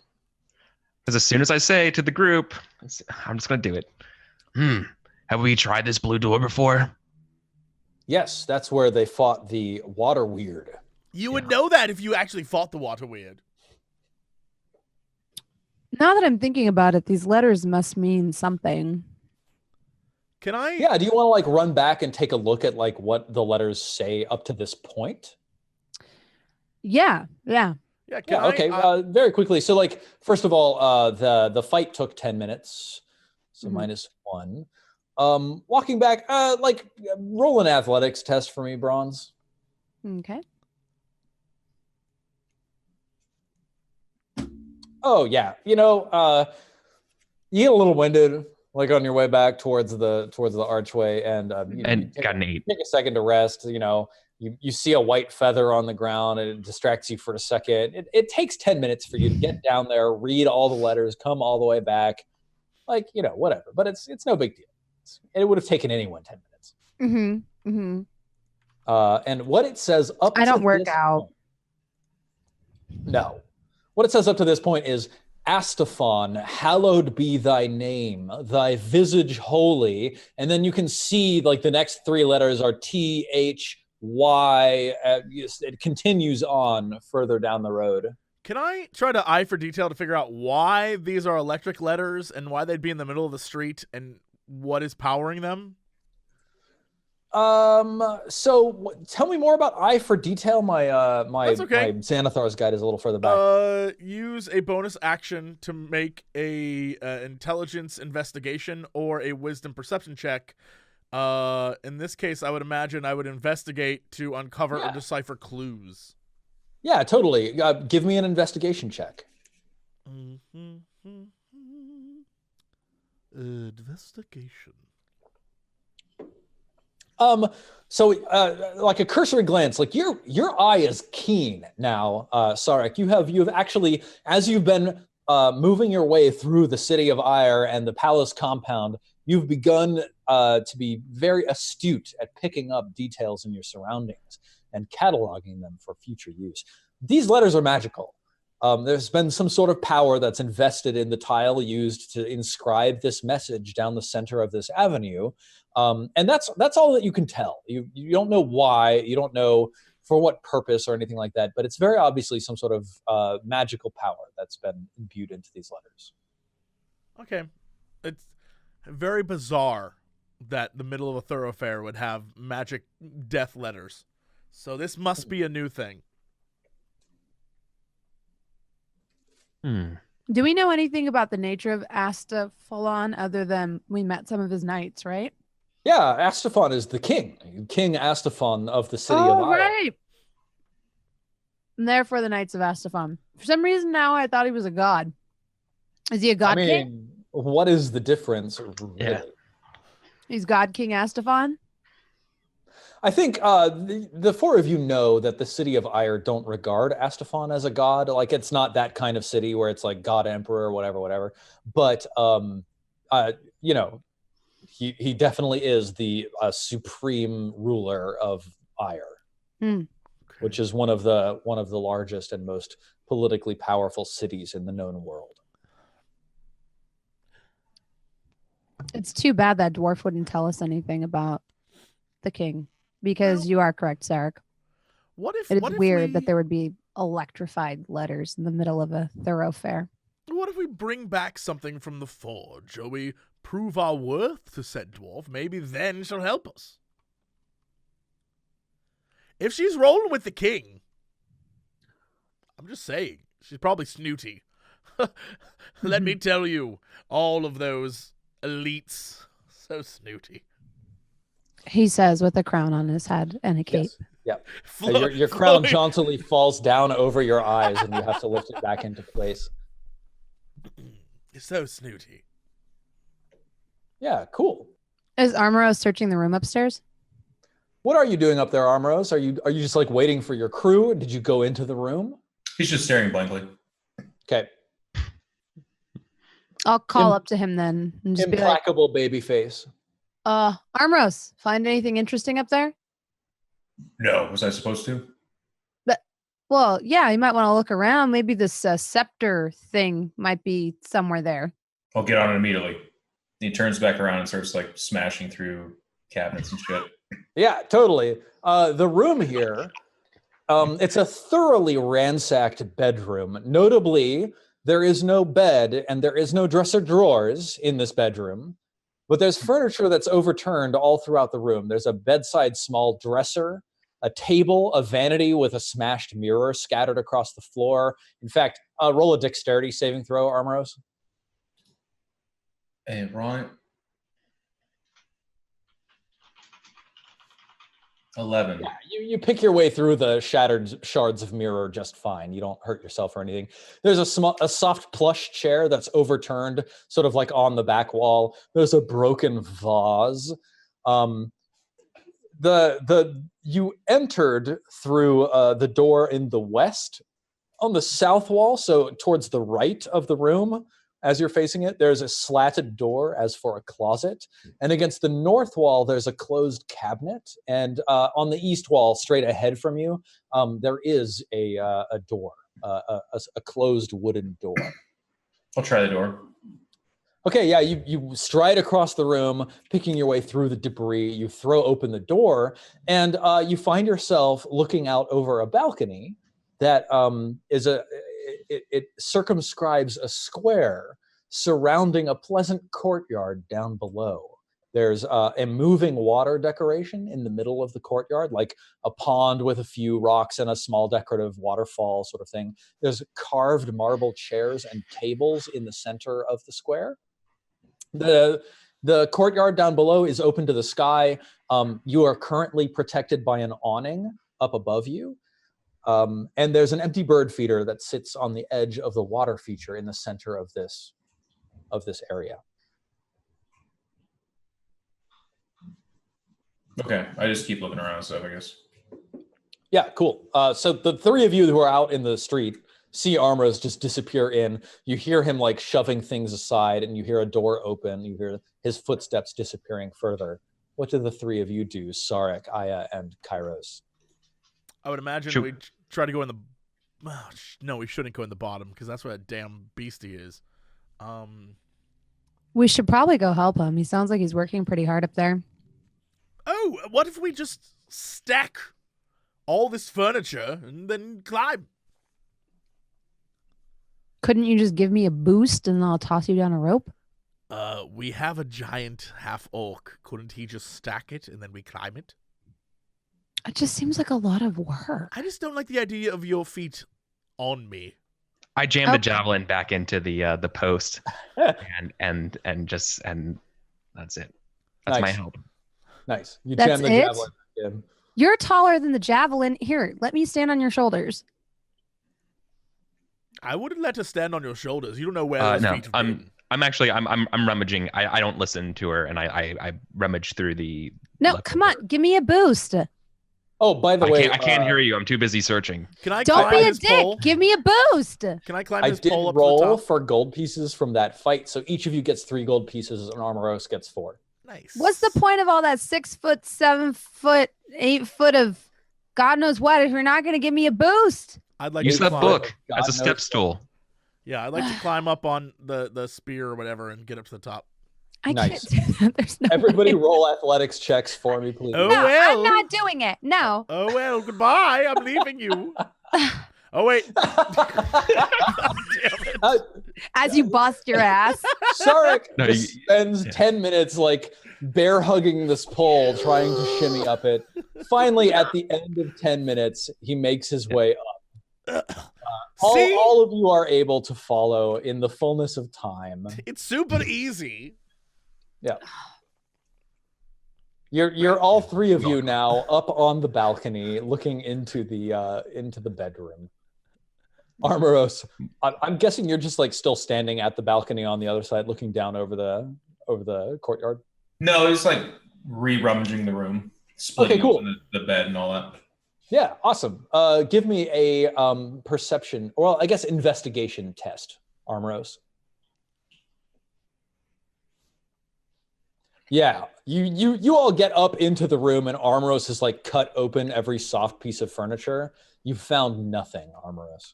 Did he check the cabinet by chance or the closet? No, he checked neither the cabinet nor the closet. I shall check the cabinet and the closet, and I'm sure Sarek probably would as well, since he's so inquisitive. Yes. So you just go like over to the cabinet and throw it open? Mm-hmm. Okay, yep. Where's everybody else standing? Oh, this is going to be fun. Right in the hallway. Right in cool. The doorway. Yeah, awesome. You throw open the doors to the cabinet, Aya, and you see in front of you a huge serpent made out of marble. Oh. It's a full-height marble sculpture of a serpent with mouth open. It doesn't have any fangs. It has its tongue sticking out. The sculpture itself is pure white, except for the tongue, which is streaked with a rust color. I've seen this before. I stick my hand in its mouth.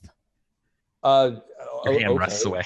Your hand is in the mouth of the serpent. Oh, it doesn't go down? No. Okay. Huh. Does it look like, with the rust on its tongue, does it look like something used to rest there or wedge in there? Give me a perception check. Yeah. If it's rusty, that means it's wet, right? Or it got water on. I have like negative wisdom, by the way. Can I? It basically just looks like the marble is discolored. Sarek, did you want to take a look over here? Yeah. Sark notices that I was just looking at this thing and poking at it and thinking, so he's like, and just goes over to try and investigate what could actually be the purpose of this statue. Yeah, awesome.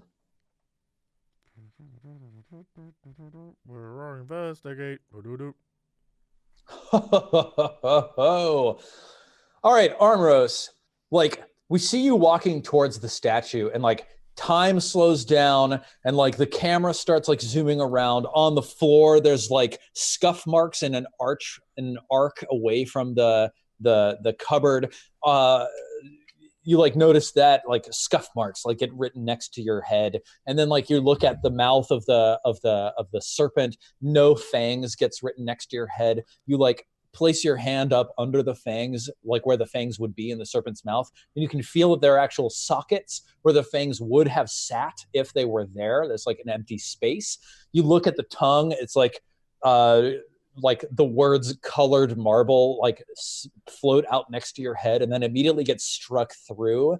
And then like we see you like sort of scrape at the surface of the tongue, and like a little bit of like rust color flakes off. And then like over top of the colored marble struck out letters, they get erased. And then the word blood ? Gets replaced there. So this is what you see when you look at all of this, Sarek. So you're Columbo. Except without the pizza that falls apart. Yeah, Pizza. okay. Did you just slander Columbo?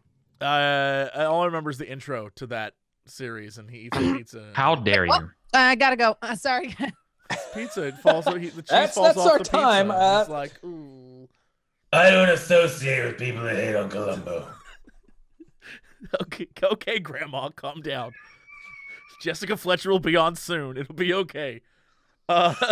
So what I noticed, just to recap, is that there are scuff marks on the ground. There are no actual fangs in the dragon creature, and that the tongue itself is blood, apparently. There's dried blood on the surface of the tongue. Okay. The fangs are missing, but there are sockets where fangs would go. Sure. And there's scuff marks on the floor. Sure. Sark just like looks around and then looks at I and is like, well, it's obvious, really.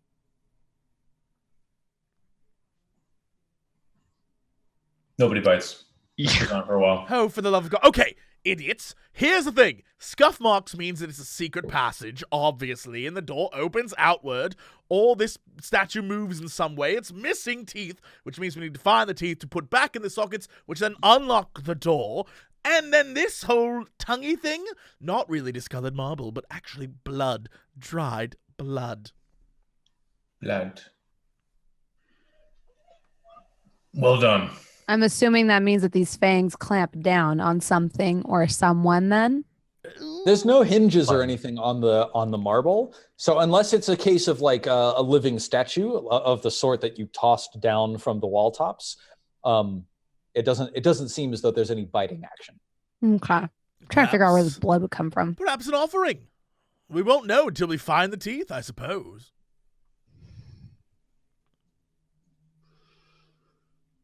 All right, let's try to look for these teeth. And Aya, you said you were also going to go check in the closet. Mm-hmm. Okay, cool. You go over to the other side of the room where there's this closet. You throw open the slatted doors. There's like, some clothes on hangers, like some piles of shelves along the back. There's a pile of fairly fancy clothes on the floor, and like 2 feet sticking out under the pile. The pile is shivering slightly. I pull the clothes off the pile. There's like a person in very plain brown clothes, an older man, probably like mid-50s. He's very thin. He's got like this waxed mustache that curls up at the ends. It's very obviously dyed black. He says, "Oh, please don't hurt me. Who are you?" My name is Kelsey. Hello. What are you doing in here? Were you hiding from those goons? Yes, hiding from goons. Are you goons? Do I look like a goon? Yes. Is that the wrong answer? No, you look like That's what myself. I thought. Thank you. Is this your room? No, good heavens, dude. What are you doing here? I am the humble servant of the patrician. The patrician. The patrician. Who's the patrician? The owner of this room. Excuse me.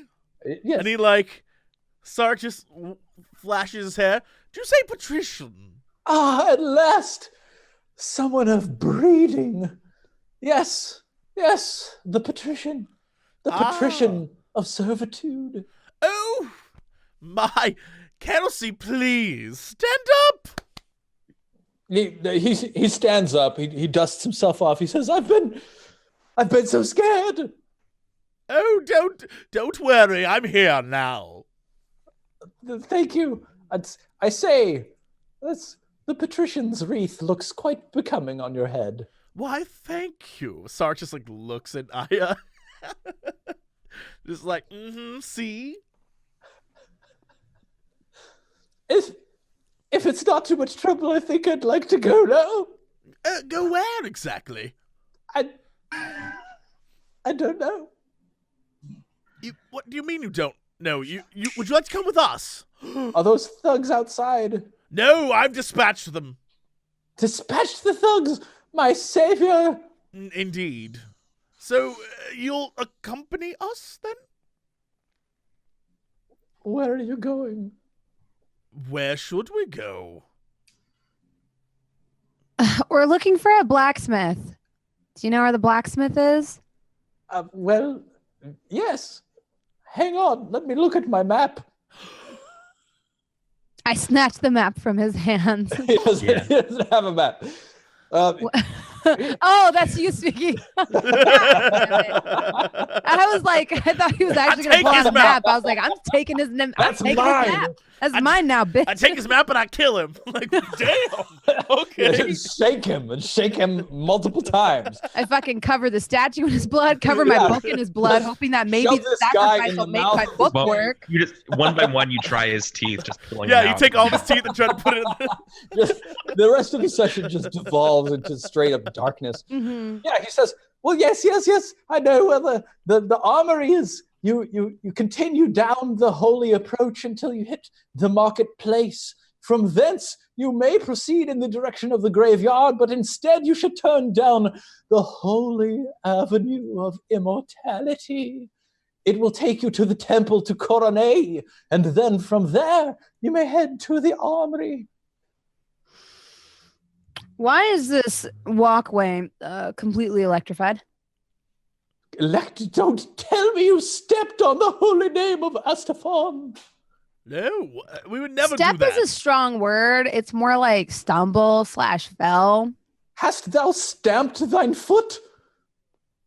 No, more like my ass at one point for a brief second. Thou hast stamped thine ass upon the holy name of Astafon.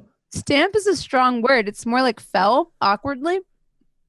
Awkwardly stamped and stamped with intention are very close. He's got a point. Sarek, are you done with this dude? Because you did too, if I remember correctly. No, he's coming with us. I have always wanted a servant. But you see, I am the patrician's servant.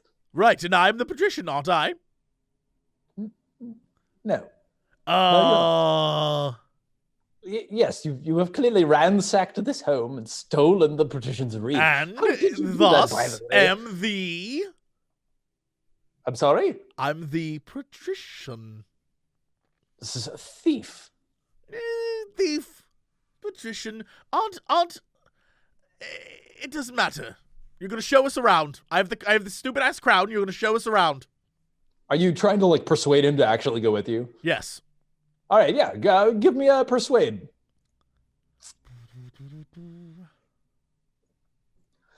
Well, I suppose I could at least show you to the temple to Coronet. Yes, that would be lovely. Well, shall we get going? First off, before we go, what's this? And I like point at the statue. He says, the patrician was a very peculiar man. He seemed to have a fascination with snakes and serpents. I know not why he wanted this beast displayed prominently in his bedroom. Do you think he would keep the other spare parts of this statue around here? Spare parts? There appear to be missing pieces. Are you like pointing it out to him? Yes. But not like in a I'm pointing directly at the teeth, more I'm pointing at the mouth. You're just sort of generally gesturing. Yeah. Yes, well, I'm certain that a defanged snake is a much safer thing to keep on hand. What if we don't want to be safe? I know not. You live dangerously. That's damn right I do. Trial and error, I say. I'm gonna take out my Fang of Dahaka. Yeah. And like drag it across my palm and then drag my palm down the long tongue and see if it does anything. Yeah. Maybe you take out. You take out your Fang of Dahaka and drag it across your palm. The wickedly curved blade sinewing its way across your palm. Blood springs from the cut immediately, and you drag it across the tongue. Like you feel something when you drag your palm across the tongue. There's like this scintillating sense of some sort of awareness, but nothing quite happens. Mm-hmm. So what happened? You bloodied up that tongue pretty nice. Kelsey sits in the back and just grows incredibly pale. The blood. Oh, quit your simpering, little man. I think we only have half the ritual, Sarek. I definitely did feel a presence within the statue. We've ransacked this room, right? Like, Armoros went through and thoroughly looked, so it's not here. Armoros ransacked. All right. We need something. We're missing something. We should come back. Yes. Which is truly unfortunate, because this is very compelling to me. Indeed. I must. What did you say, Kairos? Perhaps the scepter? Perhaps it will Scepter, lead. snakes. Perhaps it will lead to the scepter? Can I recall anything about scepters and snakes and like that's a thing? Give me a religion check. Ooh. Awesome. Give it to him, baby. With a 12, like the cult of Dahaka doesn't have any particular relation to scepters. Like you know that like the caduceus is a staff or a scepter that's like made of entwined serpents, but the cult of Dahaka does not relate to the caduceus in any way. The words that like this home was being searched for a scepter. I don't know. Yeah. Okay. Yeah.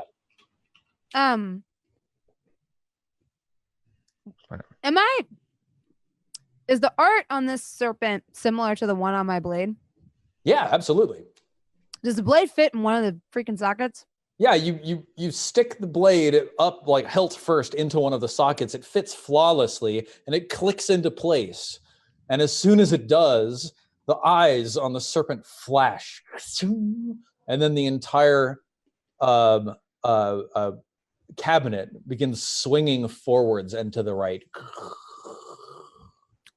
Oh, it's quite simple. I see it. Ooh. And I walk in.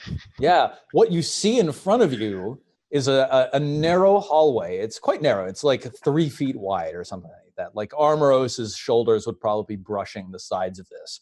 And it's quite dark.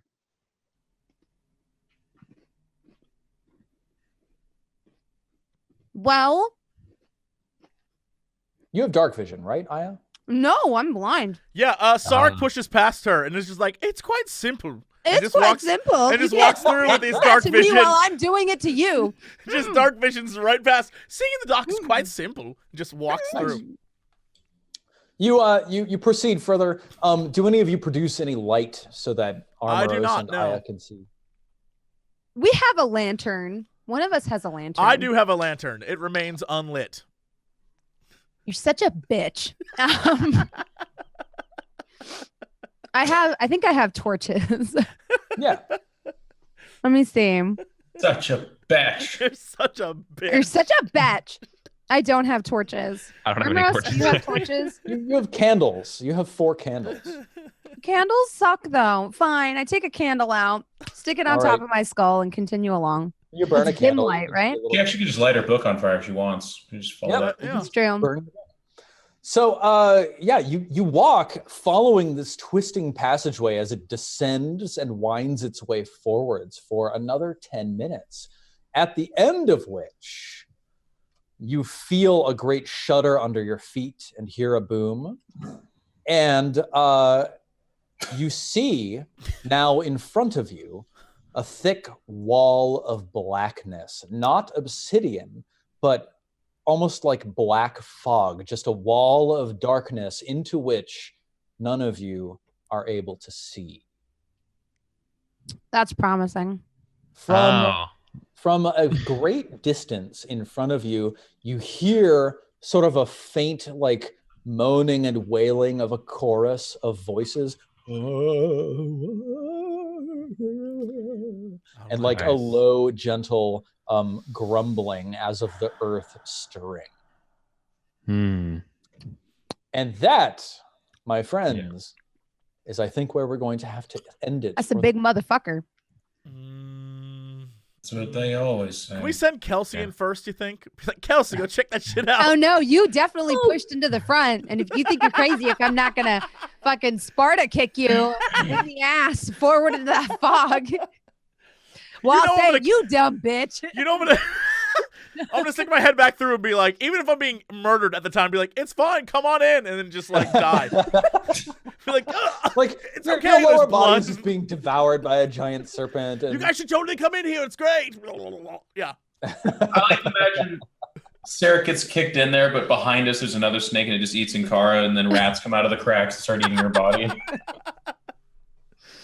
Oh my goodness. Well, I guess that's it for us then. Let's go around this here chat screen and find out what everyone's up to this week. Thanks, pal. We'll start with you, Jeff, then. What is going on with you? Always a pleasure, even if perhaps not the longest of journeys in terms of how far we traveled in this adventure, but it's the character building and the friendship bonds that we built that really matter. And I want to give a special shout out to Eric for joining us and throwing a spear. He threw a spear. For me, I'm going to be on this Twitch Rivals thing in 15 minutes. Woo. So that's why I had to eat my lunch during the show. Apologize for the scene of milk being consumed by my face. Terrible. It was terrible. I know some people are against it. You know what I'm saying? It's crow's milk. Milk on Twitch. Got to tweet at Twitch. Yeah, absolutely. Just streaming some StarCraft, and then that's about it. Just streaming StarCraft on my channel and stuff, and looking forward to next week. Cool. All right. Next, Eric, what is happening? Thank you for coming and joining us again. It's always lovely to have you here, and for someone to actually be able to be like, "You're wrong, Steven." It feels good. It feels real good when people are like, "No, Steven, you're incorrect." That is not the correct rule. Yes, and I love it. Oh, I love it when you're like, okay, you have about 500 of those people every episode, Jesse. Yeah. So Jesse, thank you so much. Chat, thank you for having me as well. Players, everybody, seriously, it's a wonderful time to come out here. Steven, thank you for tapping me or to be the guest again. Kairos is turning out to be very fun, even though I'm the victim of all of your sass. It's fine. It's acceptable. I don't know. You're getting pretty shady. This is bitchy now. Y'all are a bunch of bitches. It's rubbing off on me. Like mean girls in here. Yeah, it's Kairos just super. goes back and just like takes it out on his team. It just goes to show when we try to like push D&D to be a little competitive. Just there's a toxicity involved in all gaming things, you know. So true. Just anything that involves men, pretty much. Yeah, just super toxic. Yeah. No, As Gillette has shown. Yeah. So I'm Eric Vulgaris everywhere. I'm also a Roll20's business analyst and a streamer myself. Right now I'm running D&D. I'm running a Savage Tide Adventure Path. But in addition to that, just follow me on Twitter and hear about all of my other games. Like I'm going to be running Burning Wheel Western soon. I'm going to be in a Warhammer fantasy game, Blaze in the Dark. I like a lot of these random indie games. Damn. Yeah, it's you me. Are a and busy Pendragon. man. Wow. Wow. Yeah. Wow. Speaking of a busy man, Steven, what are you up to this week? Wow. Yo. Wow. Not much. You can follow me on Twitter at Silent Osiris. The O is a 0. I ask questions about games, and you should definitely answer them. These days, I've been taking a ceramics course with my partner Jess, and it's been super awesome. We've been having a ton of fun, making pottery. What kind of is it a romantic ceramics course? Is it like Is So it erotic? Yeah. I mean, it's like that scene in Ghost every single time. That's what my hope is. Yeah. Oh, Holding her hands on Steven's the clay pot, and the she's pot. It's super thirsty, says Jess. Nice. No, it's like 12 people in a class, and it's super cool. And I All haven't holding ever hands really and done making pottery? Yes, 12 ghost hands. All just hands on hands on hands. Only Yeah, one hands pot on gets hands. made every class. Yeah. is Yeah, it one of those terrible. wine and pottery situations? It is not a wine and pottery situation, but it should be a wine and pottery Yeah. situation. I'm going to send that email. Thank you all Bring for a tuning in flask. to my ridiculous Dungeons and Dragons game, and thank you to the 4 of you for suffering through. No way, no one died this episode. We're level 3. Ain't nobody dying again. This is a new day. Don't say that. This is a It's going to new get hard to kill day. you. This is a new day. Bronze, Hi. what's you doing this week? I just can't get over. Remember a few weeks ago, Stephen, when I said that somebody once asked me, like, oh, like, because we were having a discussion about the word exotic, and I was like, there's only one person I would describe as exotic, and it's Yeah. Steven. And you were like, Steven, that super Yeah, white like- ass. To me, though, you're like this exotic European man with a Game wonderful developer beard with and brown Jesus hair and a beard. Right. Super exotic. And now I'm imagining you drinking wine with your Yanni-esque flowing hair and Yeah. your beard and doing pottery. And I'm like, that's why bitches don't be understanding, but I get it. Yeah. But Exotic. you know. Yes. I There it is. Don't Bitches for real, be don't use that word, but still, I'm gonna use it. Exotic. What am I doing? Hi, hello, I'm that bronze girl. You can find me in various places on the internet. I am going to be in the show called Relics and Rarity on geekandsundry.com and Alpha. That's on February 4th, I think. It's a cool D&D show GM'd by Deborah Ann Wall of Daredevil and stuff like that. And yeah, I'm one of the cast members for it. Check it out. And I just want to say that I also enjoy playing with everyone. And I promise I'm not as angry or as salty as my character, similar to Jeff, who also apparently has the reputation of being angry all the time, like me. Salty. So, high five. Chat, you're not in the pre-show. She absolutely is. Don't listen to her lies. Don't listen to these lies. Don't listen to this. This all pre-show is just Jeff and Bronze bitching and moaning. Shitting on the rest of us. It's like 25 minutes of it. That's why I said Steven, I was. what are you going to do today? Are you going to spend dick. 3 hours talking about leveling up again? Yeah. Just lots of anger. Lots of anger and resentment. Yeah. Yeah. Yeah, when she says exotic, she means it mean-spiritedly. Yeah, mean exotic. Exotic get bad. Yeah. All right, well, that's it for us. Thank you so much for tuning in and watching. As always, we'll be back next Wednesday at 10 a.m. in the Pacific. That is 1 p.m. Eastern. And 7 p.m. Central European time. Yes. Bang. And if you are in Australia, it is Thursday, sometime on Thursday. Yeah, it's Thursday of the next week. Like 3 a.m. But that is it for us. Thank you for tuning in, and we will see you guys next time. Bye, everybody. You know, where's the payoff? Bring the strippers and booze. We do occasionally talk about video games. Bring the strippers and booze. Not enough time for video games. Bring the strippers and booze. Oh, thank God, I don't need pants now. Hey, JC, what are you doing? Not much. Making a fortune. It's a production of broadcast. Yeah, now sing music. It's a production of broadcast. Bring the strippers and booze. It's a production of broadcast. I'm here to ask and answer one simple question. It's a production of broadcast. You